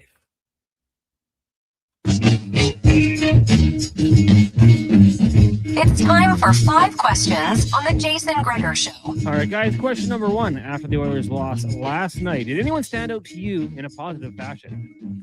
I like Dickinson's game, Connor. I thought scoring, which is never going to hurt, but I liked his game overall.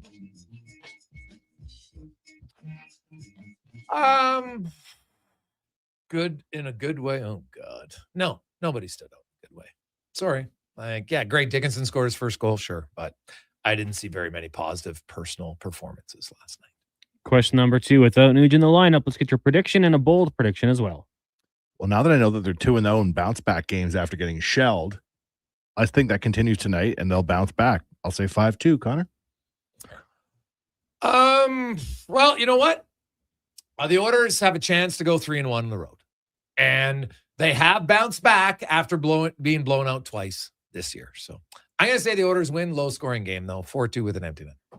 Question number 3. We saw the play Radko Gudas on Austin Matthews last night. Still no official ruling. So if you were running the show, you got to make the call. How many games would you suspend him for, if any? I'd give him 3 games. He can't hit the captain. I think that's a pretty blatant knee. I know people don't want to hear it, but I do think it matters who you hit. So Malkin got 5 for his cross-check or slash. I'm going to say Gudas gets 5.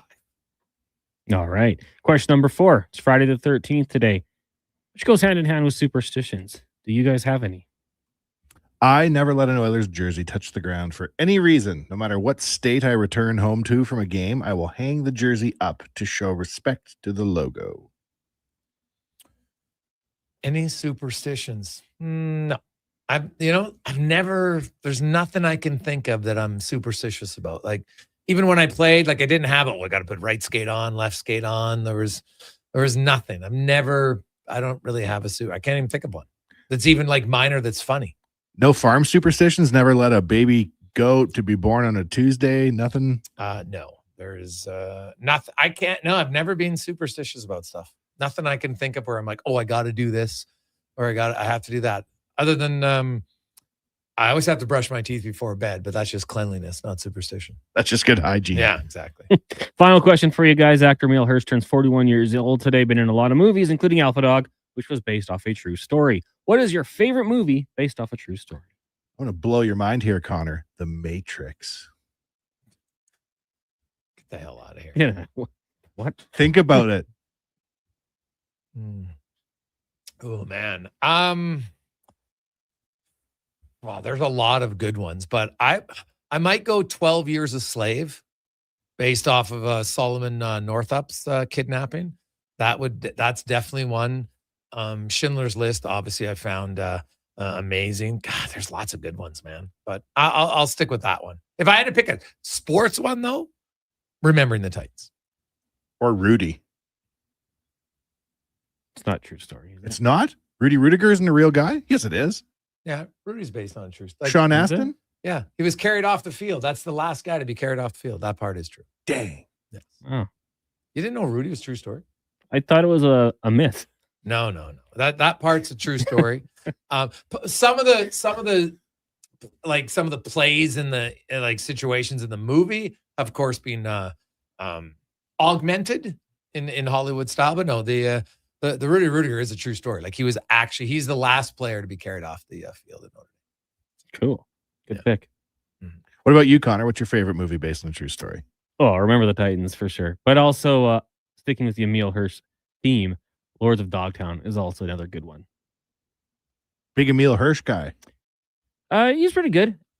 Pretty good. I will never watch the one we were just talking about, Alpha Dog. I'll never watch it again. It's too sad. Lords of Dogtown is a true story? Like it's about skateboarding? Yeah. Stacy Peralta and the Z Boys. Z Boys in Canada. Yep. Really? Heath Ledger is fantastic in it as well. Really? Yeah. The guy he portrays, Skip, you see him talk and you're like, wow, like more respect. Everyone knows Heath from his movies like Dark Knight's obviously Joker, but he's really good in that one as well. Yeah. Dark Knight's based on a true story. Cinderella Man from Doug. That's a good one. Yes. The guys, Wanye's obsessed with situational theory or simulation theory. You know I am. It's true. Dear Texter. There you go. Well, have a good weekend, fellas. Let's get to a sports update. We got the pregame show coming up next. Sports update brought to you by Northgate Chevrolet Buick GMC. This weekend, man, go check out their new Autoplex. It's amazing. Huge indoors. Got all the Corvettes out. And you don't have to worry about some sort of special. They just give you a very good, honest deal. NorthgateGM.com. This is a Sports 1440 update. Game day Oilers and Blues from St. Louis. Puck drop in just over an hour. Coming up next, pre-game coverage with Andrew Walker. One other game tonight, Islanders and Kings meeting in Elmont in the association. The Raptors are in action. They'll take on the Suns just after 5:30. Day 2 at the Players' Championship. Ludwig Oberg sitting atop the leaderboard at 12 under. Xander Schauffele 10 under. Cameron Young 9 under. Corey Connors -8. As for the other Canadians, Taylor Pringle -1. Nick Taylor even. Kadar Shen, Ilham Raju is +1. Looking like Mackenzie Hughes and AJ Ewert will miss the cut. BCHL has the Saints taking on Cranbrook. Crusaders hosting Kelowna. Both games are going at 7. In the AJ, 5 games tonight, including Devon and Whitegort. Olds hits the Canmore. The Storm taking on the Thunder. PWHL tonight, Seattle in Minnesota. And Pandas volleyball action this weekend. U Sports Championship. They'll take on the number 8 seed Montreal at 9 o'clock. Semis tomorrow. The finals go on Sunday. And Paralympic Games, Canada sledge hockey team advancing to the gold medal matchup after they beat China 4-2. Up next, pregame coverage with Andrew Walker. I'm Connor Halley. This has been a Sports 1440 update. Sports 1440 in West Edmonton Mall and Wetaskiwin. CKJR is a Stingray radio station. Download the free radio player app and listen wherever you go. Bringing every project to life requires the right team. By joining the Japa Machinery Group service or sales teams, you can be part of setting a new industry standard. Celebrating a legacy of excellence with Japa. Learn more at japamachinery.com. The Jedi return to Rogers Place Tomorrow.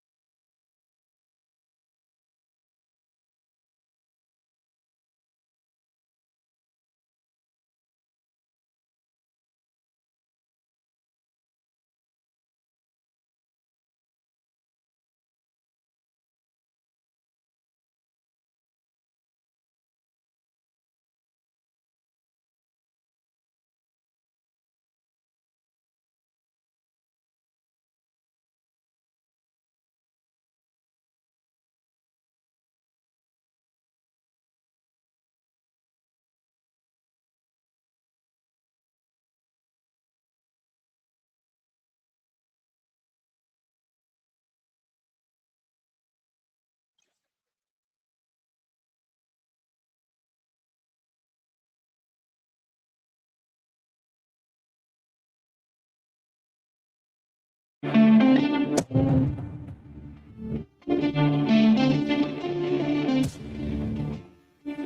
of this hour brought to you by Crystal Glass, your clear choice for residential windows. Locally manufactured and installed, Crystal Glass provides a beautiful product and incredible customer service for all your residential needs. Call 310 Glass. Visit crystalglass.ca for a quote. Before every game this season, check out the pregame show with Andrew Walker, exclusively on Edmonton's home for sports, Sports 1440. Hey, everybody. 5:03. Happy Friday. It is the Titan Supply pregame show. Andrew Walker with you, Donovan Paulson along for the ride. And we are taking over the final hour of the Jason Gregor Show. Greg's is sticking around. What a read, by the way, by Donnie Paulson. It's just unbelievable, right?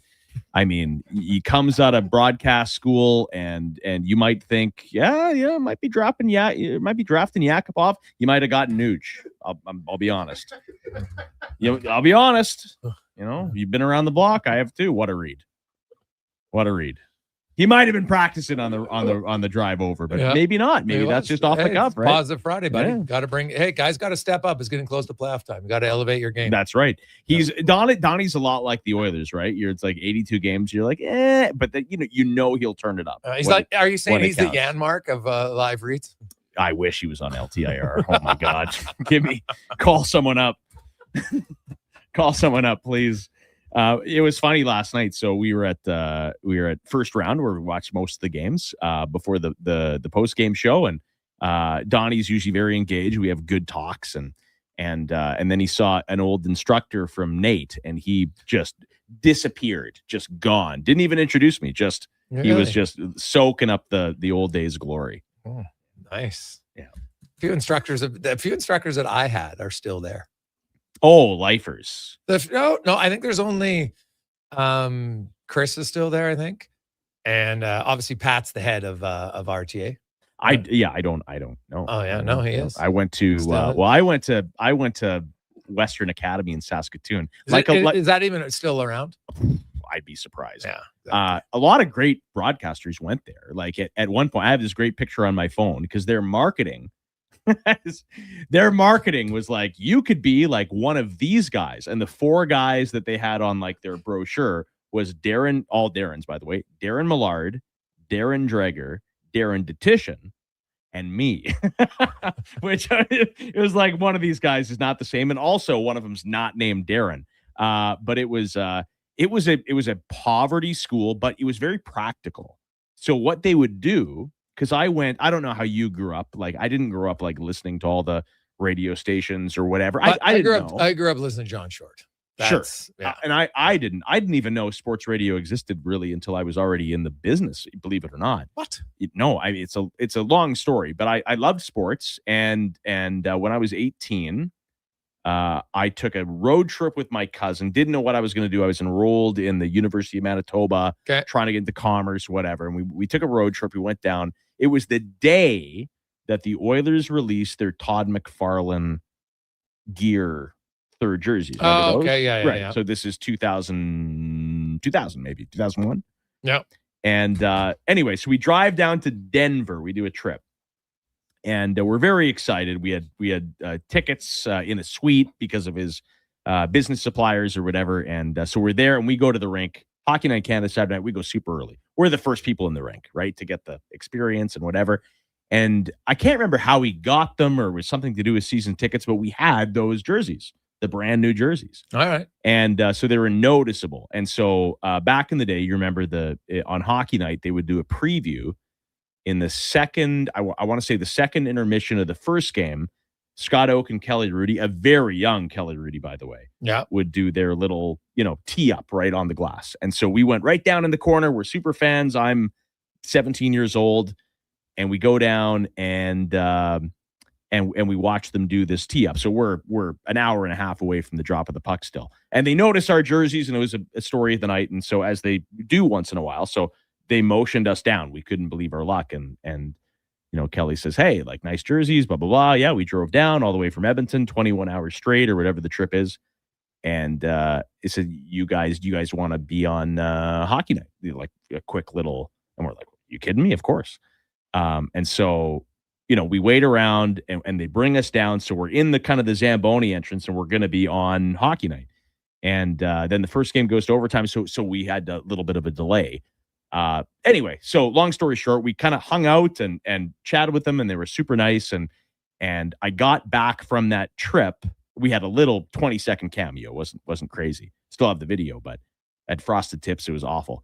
But we get back, and from that day, I was like, I want to do that. Whatever it is they're doing, I want to do it. And I rolled in Western Academy the next without, like, I didn't know anything about anything.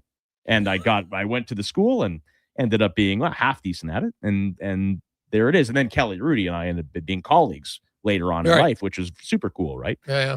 Anyway, so that's the story. It is the Titan Supply pregame show. That story wasn't as good as Donovan's read. I'm just gonna say. Yeah, no, it was a lot of talking for not a lot of payoff. I'll agree. Wait until you see the video, though. It was awful. Hey, so I got a question to start it because Nugent Hopkins is out tonight. Order fans, he's not injured. He's attending to personal matter, according to head coach Chris Knobloch. So back in Edmonton, so he won't play tonight. Max Jones was recalled. Doc was moved to LTIR, so Jones will play. So my question is there? Yeah, well, he arrived. Yeah, he arrived because they were going to Texas anyway for the AHL team.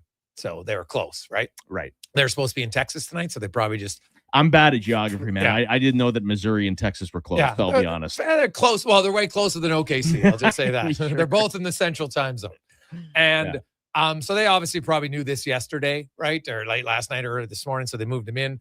But so do we have? No, they haven't had warm up yet. For Nisku Ford, we're going to see lines. My question to you is, who does Knobloch play with McDavid and Hyman to start the game?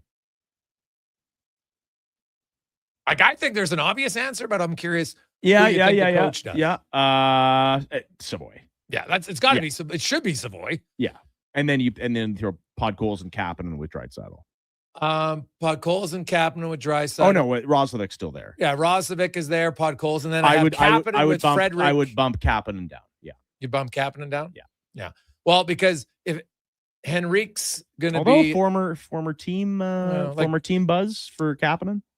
Yeah, maybe. If you buy into that. Possibly. Because I look at, Szymanski's on your fourth line. Fred. Well, you can elevate Frederick's Frederick. going to be in your third line for sure now because it's going to be Jones. Henrique's your 4C, obviously. But on your fourth. Yeah, and Szymanski, but then do you play Roslovic with Kapanen and Frederick? Right? Because they're missing Nuge as their third line center now. They don't have a third line center. Oh no, sorry. No, you're good. No, you're fine. Yeah. What am I saying? Nuge is the first line left wing. Yeah. I would go Savoy with McDavid and Hyman, and then I would go Draisaitl with Roslovic and Pods. Yeah, Dickinson's my third line center. Yeah, Dickinson with Cap and Frederick. And Frederick, yes. I would elevate. Yes, and then your fourth line is obviously Jones, obviously to Henrique. He's not being elevated. And Szymanski. Yeah, that's what it will be. Yes. And if it's not, I would think that's what it should be. But if it isn't Savoy, I'd be like, what's going on? Yeah, you're right. It is a very obvious elevation. Savoy's been great. Yeah. Terrific. Titan Supply, by the way, the pregame show, your only source for rigging, lifting, and hauling products. Visit titansupply.ca. You want to weigh in on that? Interesting question. The Weiss, Curtis on the text line says it better be Savoy. You're right. I would totally agree. The Weiss Johnson text line, Edmonton's go-to for all your heating, air conditioning, and hot water tank needs. Visit Weiss-Johnson.com. Ahead on the show, we're going to play River Cree over under. Your chance to win $100 the River Cree Resort and Casino. Coming up in about 10, 12 minutes from now, our game day analyst Landon Ferraro will join for Ed's Auto Salvage. We'll hear from the head coach. And again, once we know the lines, we'll reset them as well for Nisku Ford. I would like to think, Greg's, that there's generally something happens, right? And this isn't to call, all fans dumb or anything like that. But generally speaking, something happens and there's an instantaneous reaction from a large percentage of people that watch the team. And generally, I don't think it's overly nuanced. All right. Not very often do I find myself on that side, if that makes sense. Sure. And I'm having a tough time not being on that side when it comes to the Tristan Jarry stuff. So generally speaking, it's like everyone, relax. Everyone take a step back, right? It's a long season, blah, blah, blah. Like that's kind of what you need, the attitude you need to have. But if someone, and I find myself sharing the opinion, if someone says, listen, I've seen enough, send Jarry to the A and call up Pickard. But you can't. Yeah, but you can't do it. Sure. Yeah. But theoretically. Yeah. I find myself agreeing with that. And part of me is like, is that too harsh? Well, no, like Jarry needs to find his game. There's no question about it. Like his last 10 games, like that's a long stretch. 10 games, he's allowed 41 goals. He's got an expected goal saved at minus 11. Like it's next level. The defense has to be better. There's no debate. But Jarry hasn't made enough saves at all. Like Stuart Skinner in his last 10 games, he's plus 4.2. For anybody, if you want a comparison, like I said at the time of the trade, I'm like, eesh. I don't love the trade because you're trading a guy who's not any more consistent, but costs twice as much. Okay, so to me, it's not about Skinner, though, right? Because I find But even Ingram has played way better in that time. I mean, listen, Ingram, my worry with Ingram is because he's clearly the guy. And I said this going into last night, right? Like, yeah, Jarry gave you a good period against Colorado, which looks to be the anomaly, not the right. Like, good for him. And what can he do against Dallas? Well, then he gives up 7 on 27, ridiculous. And to be honest, it's like when you're in baseball, when your bullpen is taxed and you got a pitcher. It's like, sorry, buddy, you're going to have to wear this one. Jarry couldn't give up 13 last night. They were not putting in Ingram. No. Like they weren't putting him in. And I felt like last night, you know what? They would have lost either way. Jarry could have maybe made 1 or 2 big saves, maybe lose 5-2, right? But isn't that frustrating? Because the Oilers could have played very well and they still would have lost. Because they didn't get they had no goaltending, and that's very frustrating. But they didn't play well right from the get-go. Like they had nothing going. Like yesterday was one of I don't think they generated one chance off the rush in that whole game, right? Like their penalty kill wasn't good. Their power play, that might have been and their power play is unreal, but that would have been the worst game I've seen their power play. Like correct. How many Draisaitl had 3 giveaways on one power play. Like it was everything about it was brutal, but part of Jarry has to play better. Part of it is this space and time continuum thing too, right? Because like what, butterfly flaps its wings or whatever, but like, so it's 2-0. And I'll be honest, I was so confident the way they played in Vegas and the way they played in Colorado, down 2-0. I was all right still, right? Like an awful start, obviously. But it's like, okay, like get into your game and not ideal, but like, man, go to work. You can get a point out of this game. Like you can beat anybody. And then when that third goal goes in on Jarry, which is not even a scoring chance. I know it's an odd man rush, but it's from 40 feet out. Brutal, right? And that it's game's over at that point. And then it's 4-0. We can argue about the Dickinson penalty, which I thought was a little weird. I know you don't see that very often, but how are you holding your stick with no pressure? Like if I lift your stick and it goes 3 rows up into the crowd, that's on you, not on Dickinson. Anyway, doesn't matter. Game's over at that point. 5th goal is trash, and then it's just bad vibes, right? But yeah, like I said, they weren't going to lift Jarry in that game. And I also liked how McDavid only played 17 minutes. Like they didn't chase the game. No, they gave up on it, and that's smart because you go into St. Louis tonight. It's a big swing game, man. Huge swing game, right? You lose and you're 2-2 on this roadie after starting with those 2 wins. Mm-hmm. You win, and it's like no one cares about the Dallas game, honestly. You go 3-1 on the road. That's sign me up. We would have signed up for 2-2, but when you start the road trip with 2 wins, obviously you're going to want a little more. Yes. So, and that's the thing though. If you win, then last night almost becomes kind of irrelevant because the road trip is 3-1. And that probably would have been a best case scenario for anybody. It sucks how they lost, but the Oilers have to do what they did the other 2 times. This year, they're undefeated in games after they lose by 5.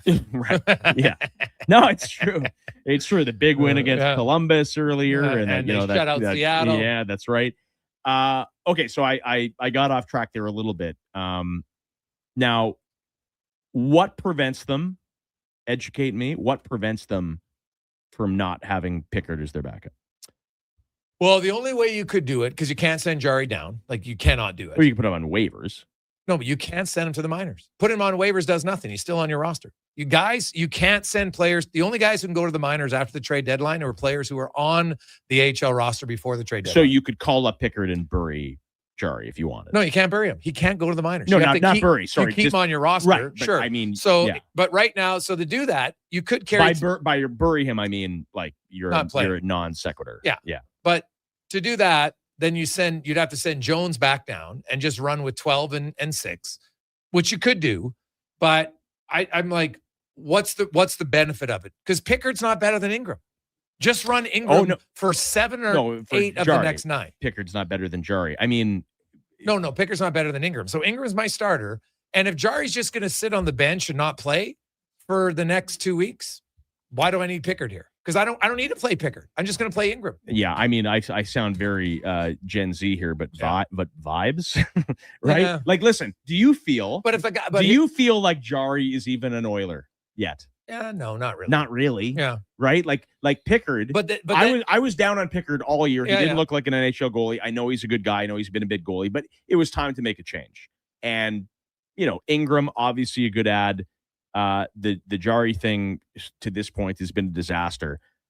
Like if you were to delete Jarry and put in Pickard to not even play, just to play the back-to-backs down the stretch, it would be a breath of fresh air, I feel. But they only have one of those, right? And that's not until April. So, because the Oilers only play 9 games in their next 19 days. I mean, it's all Ingram. Yeah, it's all Ingram can play. So Jarry will probably get 1. And if you wanted to for that one game, you could do it. But when you say, well, Jarry's not an Oiler, if you call up Pickard to make him the number 3, now he's even farther away from becoming an Oiler. And you got him for 2 more years at 5.3. And basically, you can't buy out the contract. Because if you buy out the contract, he's 5.375. The cap hit next year is 4.6. You can't even get a league average goalie on. It will cost you more to buy him out and bring in a guy at 750. And there's nobody who's really good at 750. No. So they're going to have to Unless find you're a a way. rookie. Yeah, they're going to have to find a way to see if Jarry in the offseason can rediscover his game. Go away for 6 months, 4 months, whatever it is. And because we've seen lots of goalies do it. Well, goaltending is right. And yeah. that's their only hope. He's as likely to do it as anybody. Right. I just, it was obviously, looking back on it, and I actually don't like the narrative in the market where all of a sudden everyone is just this huge fan of Stuart Skinner. Listen, everyone was done. Everyone ran him out of town. I can show everybody thought I was way too soft, not blaming Skinner. And I was like, hey guys, Skinner can play better. 1,000 times I said that, but their defense better play better too. And Skinner, the one thing he always did was he would have a bad game or 2, maybe 3, but it was that's a lot, but it wasn't 10. Stuart Skinner always bounced back. No, he wasn't, and played better. He wasn't a bad goalie, but listen, the team had lost trust in him. Sure. Right. They had been through enough big moments together. They had lost trust in him. He was I think a lot of goalies are like this, and maybe he rebounds, but I think Stuart Skinner proved that he just couldn't hack the market anymore. He couldn't. He was too in his own head. That was my thought anyway.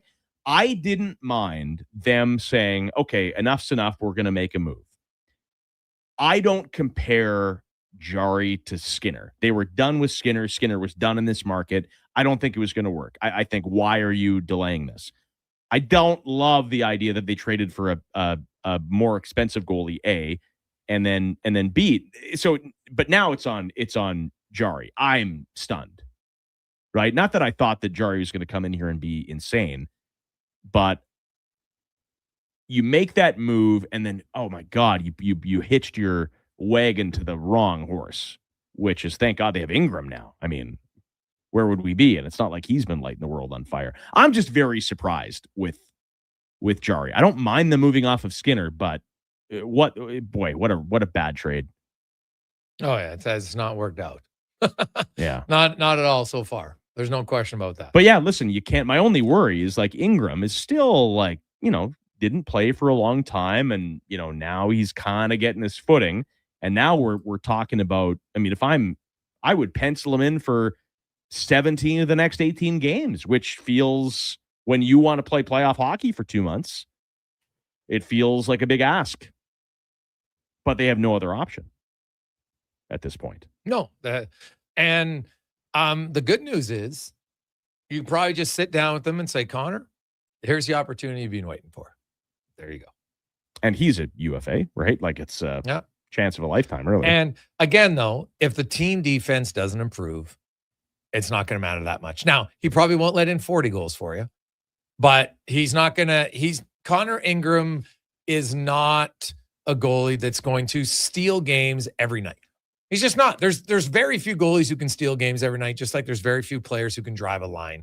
And so if you're hoping that Ingram's going to steal you games, if he can steal you 1 out of every 15, that's pretty good, right? Like you look at steals, people, it's like, hey, you know what? The best goalies have like 5 or 6. So, yeah, right. Oilers have never needed that. And like, to be honest, we romanticize, and rightly so, we romanticize game 6 of the 24 Western Conference final with Stuart Skinner because the best game he's ever played. And he absolutely steals it for the Oilers on home ice as they advance to the Stanley Cup final. Yeah. Insane, right? What a moment.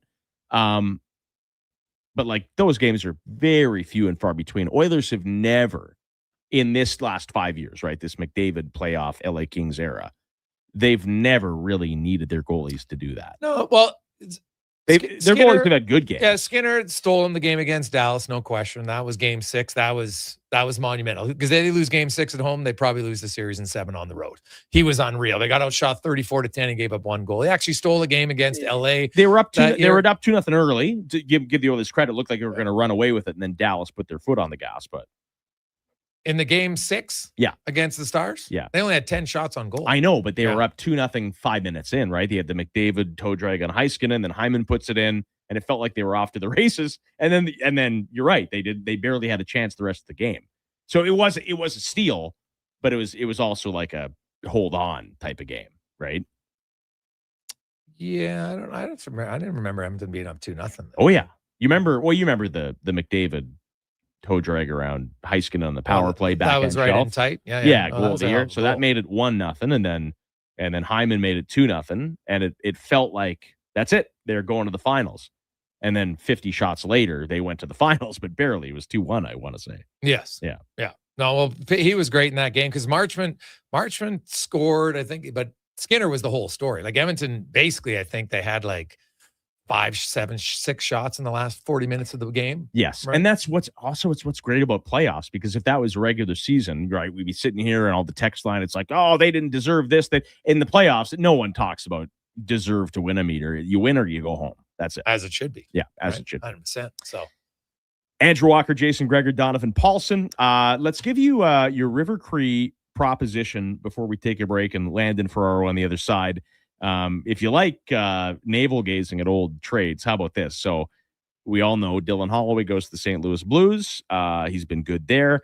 And I don't know if it was a direct replacement, but that was kind of the narrative that, we got rid of Holloway, but we gave up a 4th round pick to bring in a 23-year-old Vasily Podkolzin, and he fills that role. I was skeptical. I think a lot of people were skeptical, but everyone obviously has come a long way on Vasily Podkolzin. So tonight in the River Cree Over-Under, let's put the 2 guys against each other. Who will have more points?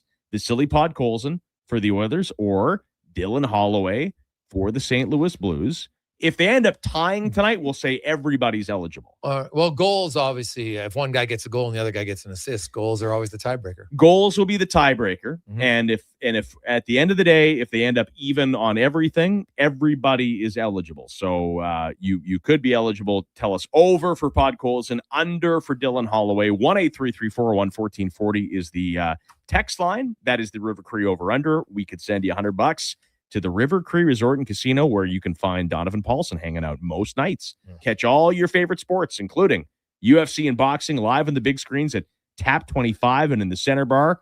Visit rivercreeresort.com. Okay, we'll take a break. On the other side, our game, the analyst for Ed's Auto Salvage, he is Landon Ferraro. And also, here's a little what they call a tease in the business. I am not one to slag on guests on the Jason Gregor Show, but there was a rough opinion today. on the Greg Show. I'll fill you in when we come back. Sports 1440. Ooh, nice. A claims program for harmed Canadians has begun as a result of a landmark tobacco settlement. If you smoked regularly before November 20th, 1998, and were diagnosed with lung cancer, throat cancer, emphysema, or COPD, you may qualify for a significant payment. To learn more, call 888-482-5852 or go to tobaccoclaimscanada.ca. Touch base on the Weiss Johnson text line, 1-833-401-1440. Keep your home warmer and energy costs down with a Goodman furnace installed by the pros from Weiss Johnson. Visit weiss-johnson.com for your new Goodman furnace. Pre-matchups are brought to you by Napa Auto Parts. For all your automotive needs, go to your trusted experts in high-quality parts, tools, equipment, and more. That's Napa Know-How. Oilers pregame is brought to you by Titan Supply. Built on trust, driven by safety. The Titan way. Visit titansupply.ca. Touch base on the Weiss Johnson text line, 1-833-401-1440. Keep your home warmer and energy costs down with a Goodman furnace installed by the pros from Weiss Johnson. Visit weiss-johnson.com for your new Goodman furnace. Oilers pregame is brought to you by Titan Supply. Built on trust, driven by safety. The Titan way. Visit titansupply.ca. The Price is Right Live is at the Brick. Come on down to any Brick location for your chance to win over $300,000 in prizes. They're giving away shopping sprees, mattresses, appliance packages, big screen TVs, and so much more. Plus, this Saturday, play for up to $1,000 off your purchase. Everyone who makes a purchase is a winner. The price is always right at the Brick. The Brick, saving you more. Conditions apply. See in store for details. Hey, Edmonton, did you know a local Play Alberta winner scored over $500,000 on Mega Jackpots Ocean Bells? Think about the season tickets you could lock down with that kind of cash. From major casino winners every hour to jackpots worth millions and hundreds of popular games to money that stays in the province, there's never been a better time to sign up for Play Alberta. Download the app today to get started with casino, sports, and lottery all in one app. Must be 18 plus to play. When you gamble, use your game sense. NHL Star Sticks are back at McDonald's, and we're celebrating by going bigger. Make that smaller, way smaller than ever before. Collect the set and get one of 7 mini sticks with every NHL Star Sticks meal. Featuring McDavid, Matthews, Quinn Hughes, Makar, Celebrini, Reinhardt, and Montembeault. So get yours while they last. 1 stick per meal purchase. Limited time at participating Canadian restaurants. You got a go-to coffee spot, a trusted barber, even a lucky game day jersey. But when it's about looking your absolute best, there's only one name you need, Mr. Dirk. Family run since 1939, we're experts in crafting impeccable tailor-made suits and offering a wide variety of everyday styles. Pair that with personalized one-on-one fittings and the convenience of on-site tailoring. Mr. Dirk elevates your style game. Visit our Edmonton store or explore MrDirk.com. Score big on style with Mr. Dirk. Ah, yes, Alberta in March. Green beer and slushy roads. Where the only thing worse than the roads is trusting them. If your brakes are squealing louder than a pub on game night, or your shocks feel like they found potholes instead of a pot of gold, it's time to go to Napa Auto Parts. With over 85 locations in Alberta, Napa has the quality parts, tools, equipment, and know-how to keep your ride smooth and feeling confident. More than lucky. Visit your local store today or visit online at napacanada.com. That's Napa Know-How.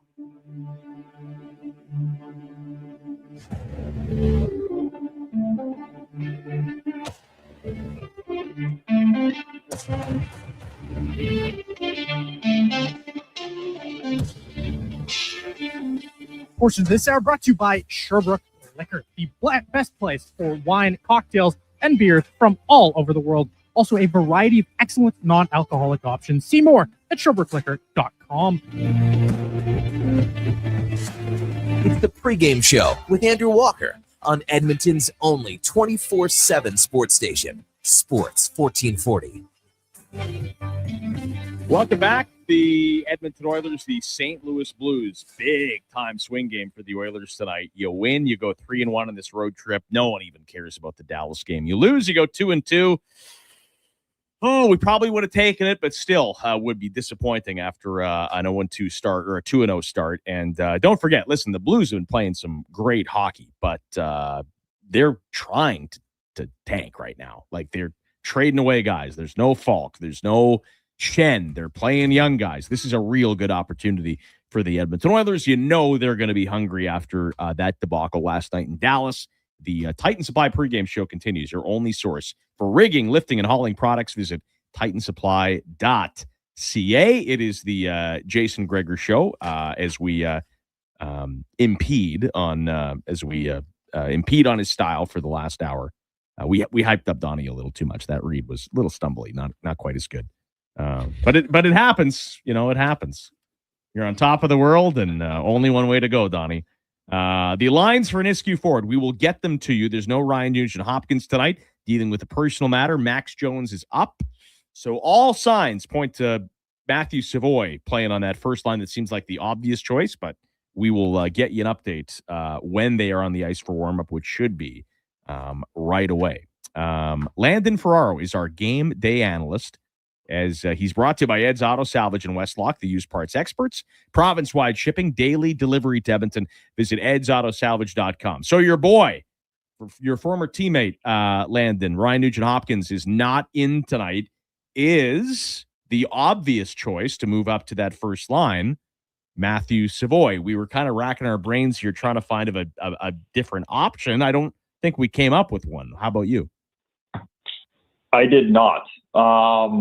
Or I say I did not. I didn't exactly hear, but I imagine what Greg's put up on his Twitter is what you guys are talking about. I don't know. I don't have Twitter. Yeah, I have. Yeah, I have Savoy with Hyman and Nugent Hopkins. Sorry, with Hyman McDavid, and then I love how you guess, and then all the people out there go with that though. Mm-hmm. Well, yeah, as he's saying, is that what we're discussing? I said this is what I would do. Oh, but, right. Yeah. I know, but Daily Faceoff like runs with that. Oh, yeah. It's like according to Jason Gregor, it's like, well, he's guessing. That's an educated opinion. Yes. Hey, I take his guess over our guess walks. Oh, true. I had Stastny on the first line, so I don't know what I'm talking about.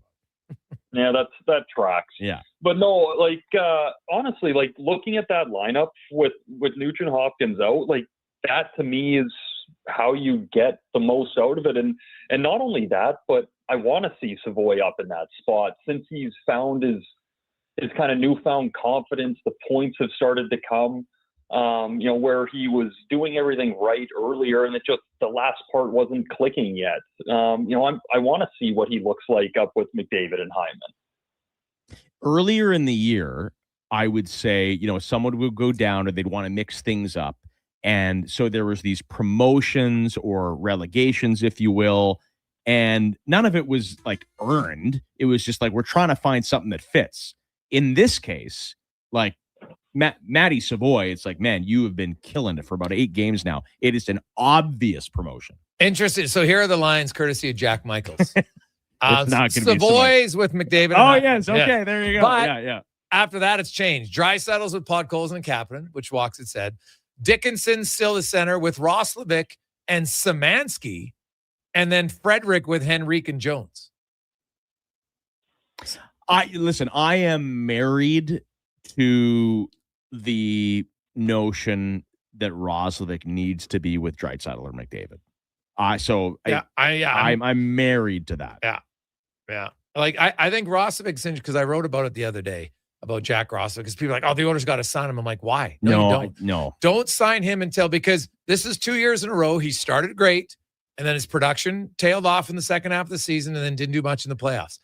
Jack Roslovic's good player, but you're not signing. I like him a lot. I like him, but I got to see him in the big moments to see what he can do. What about you, Walk?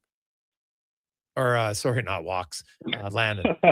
I'll just sit and listen to Walks. That's good for me too. I'm glad you said that, Landon, because I'd like to. No, go ahead.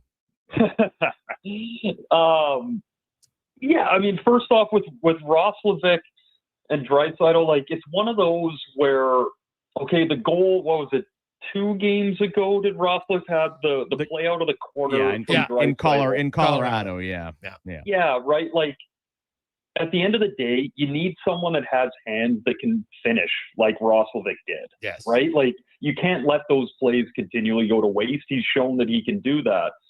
But Greg's like, you're totally right. And I remember talking about this when Edmonton first signed Roslovic. Like, that's a really good player that has shown that he can score.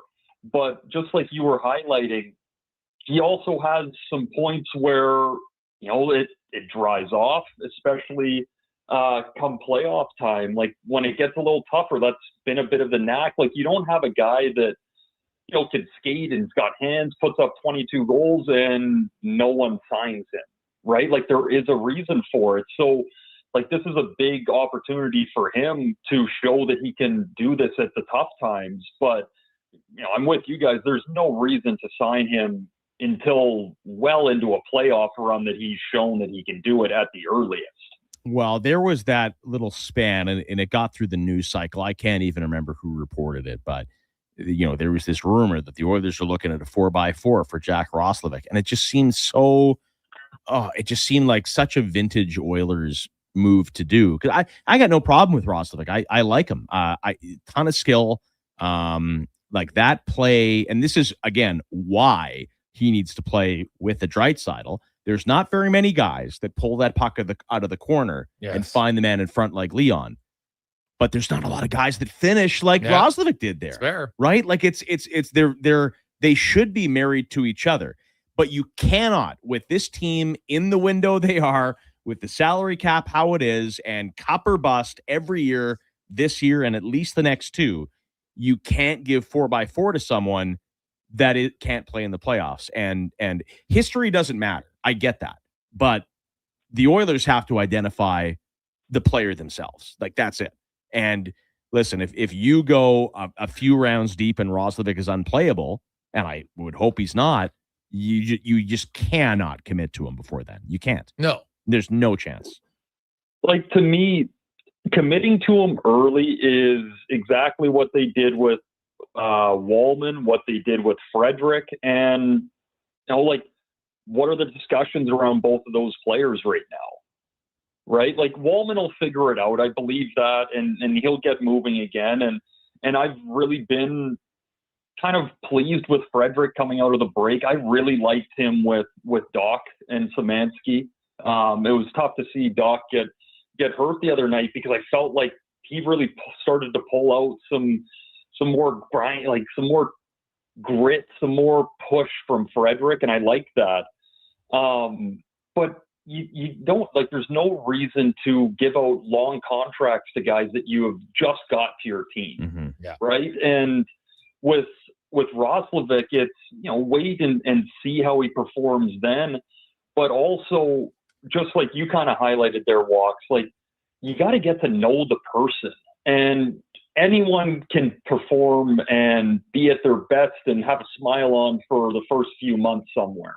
And I'm not saying this is Roslovic's issue, just talking in general, but like, you need to spend time. You need to go through a playoff run and really see what someone's made of before you hand out something like a contract like that, especially in Edmonton's situation where they want and need to win, but they also have some, two of the best players that, do draw some players to get there. It's just about getting around the cap, but that's going up. So there's no reason to saddle yourself to Roslovic right now until really he demands you to give him a contract with his play. Correct. And a guy like Roslovic, listen, it's about desperation and leverage too. Like, Jack Roslovic should really want to re-sign here, right? You get the chance to play with McDavid or Draisaitl. There's no need to go, fumbling like you're courting a significant other, right? Like they have time, they can use it. And about knowing the player. So Donovan Paulson, who is a little touched, but otherwise has some really good opinions. He came up with this comparable last night. I thought it was really smart. Jason Dickinson, right? Good player. We like him. He was good in Chicago. He's developed into this really good checking center. Vancouver had him and paid a second round pick for this to get out from under him to go to Chicago. Why? Because they didn't understand the player. They didn't have him in the right role. They didn't know what he was. That is very important. Well, it's funny. They got rid of Dickinson and Mikheyev. two of the best penalty killing forwards in the NHL. Right? Like that's how we're, and look, they gave up Podkolzin for a 4th rounder. Right? Like, look at those 3 moves. Fold the team, man. I'm look telling at you. those 3 moves. Yeah. And just think of what their depth would be. I will sit on this one with Podkolzin, though, and I'm curious to hear your take on it, because like what he's done over the past calendar year has been phenomenal, right? Like just completely transformed the player that he is. And you got to give him like 98% of the credit. But like, I really do feel that without Draisaitl, I don't know if this part of Podkolzin gets unlocked. Like a star of that magnitude, taking a liking to him, spending extra time working with him, clearly demanding that he's on his line, because, I mean, I sat there for the majority of last year, especially early, saying, like, you can't have Podkolzin as Draisaitl's line mate. But Draisaitl saw something there and worked with him.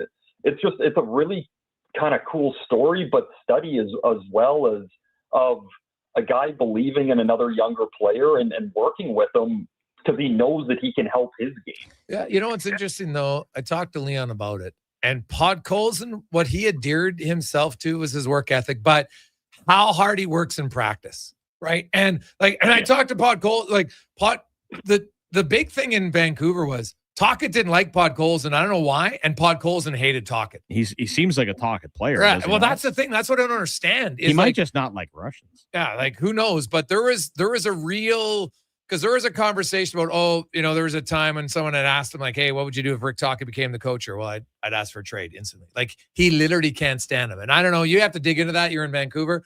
I'd be curious to know what happened there, because on the surface, Podkolzin looks exactly like a player. His work ethic's off the charts. And I'm like, you'd think Tocchet would like him. You'd think, and, Rick has obviously, had much success. He was a coach of the year and obviously had an unbelievable career.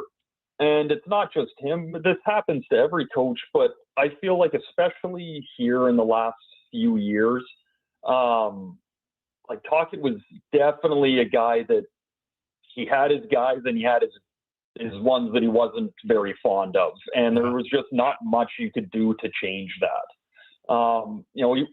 Podkolzin wasn't the only one all the way through that tenure. And I think for him, because of his size and his skill set, like he wanted to see more physicality. He wanted to see more net drives and all of this. And that's fine.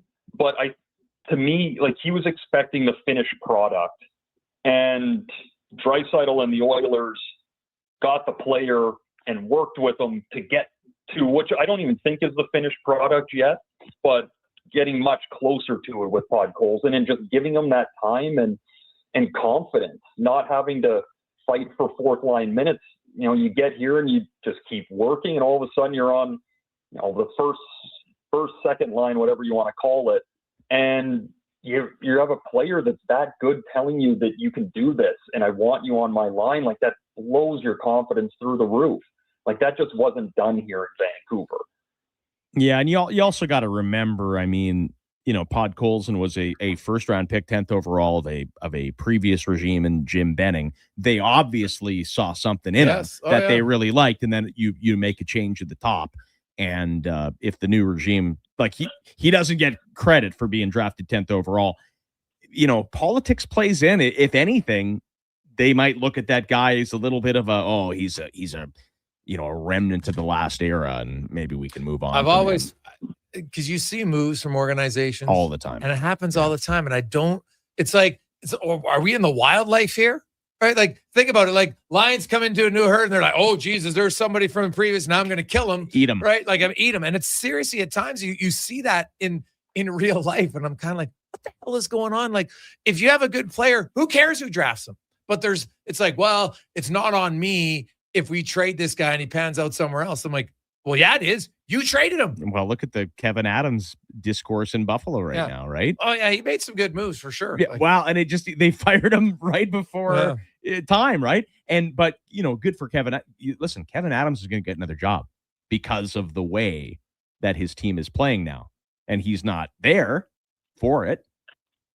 Maybe I'm wrong, but I think he's getting a lot of credit. What's the funny people like he could win Executive of the Year even though he's that is in the soup kitchen. Well, like someone said, what if Buffalo wins the Stanley Cup? Should his name be on the cup? He built the team. Yeah. It's not like they've done anything else other than they tried to get Parayko, but that didn't work out. They got the Stanley two guys. deal. Yeah, they got Logan Stanley and Pearson. But even then, I didn't love that deal for them. I thought that was a little. We didn't get Parayko. We got to do something. I like that deal. I think Stanley's adds a lot to them. Yeah, I think it was a solid one too. But it is funny. Like to me, it's kind of like when you do hire a new GM and there's the coach there and they decide to keep them. Like for the most part, that's not because that GM thinks that's the best coach for the job. He saves his just bullets. wants to get moving on the roster and doesn't want to burn one of his coaching moves, right? Like there's so many things, and a new coach coming in and pushing a player out that he doesn't like, or whatever it is. Like there's so many things of just posturing to try and show that we're the new ones and we know what we're doing. Yet you give up so many good assets. Like there's just no reason for it. And to me, that just kind of shows that you don't have the right idea moving forward. Like don't take away the other person's good work ahead of you. Build off of it and change the parts that need to be changed. You don't have to start at scratch. Landon Ferraro joins us for Ed's Auto Salvage. One more before we let you go, Landon, heading into Oilers and Blues tonight. There's this idea that the Oilers always start poorly. That's not necessarily true. They started very good in Vegas, but they give up a goal in the first shift in Colorado. And then again, last night in Dallas, before you even had your popcorn, they were down 1-0. When it comes to starting a game and the cliche is, it's bad coaching. They're not ready to play. You're not ready to play, blah, blah, blah. How do you view that as a team? This is a big game. How do you start the game on time? I would say that if it's an issue of, it happening all the time, then, at a certain point, like you can't put that on the coach. Like these are professionals and like you got to make sure yourself that you're ready. And, sometimes, especially when it's a team like Edmonton, that this has been, a thing for a while, like it starts to get in your head. And you start overthinking. Like it's just about breaking everything down. And I hate doing it because it's just going back to cliches, but it's breaking down not even the first 5 minutes, but like everyone win your first shift. Like pretend it's the last minute of the game and go out and like it's desperation in a sense. Like get your emotions up right away. And to be honest, like when I was in those situations, I'd almost want to make sure that I either got a really good hit and kind of pissed someone off or got into a little pushing match, like in a sense of like grab a guy from the other side and make him not very happy at you. And you've got to now be ready for the rest of the game. Like you got to play games with yourself because just saying, I'm really focused and I'm ready can only go so far. And it clearly hasn't worked for a lot of it. So it's about breaking it down, not trying to think of the whole game, just win every next shift that you have at the start. He is Landon Ferraro, a former NHLer, spent time with the Bruins, the Red Wings, the Minnesota Wild. He joins us every pregame and postgame show for Ed's Auto Salvage. Thanks, Landon. We'll talk to you in a few hours. Yep, sounds good, guys. All right, Ed's Auto Salvage in Westlock. The used parts experts, province-wide shipping and daily delivery to Edmonton. Visit edsautosalvage.com. When we come back, we'll run through a few things. We'll hear briefly from Chris Knobloch, the head coach. We got the hairline injury report. We will reset the new look lines for Nisku Ford and Donovan Paulson with the Napa Auto Parts matchups. When we come back, Sports 1440. Oilers pregame is brought to you by Titan Supply. Built on trust, driven by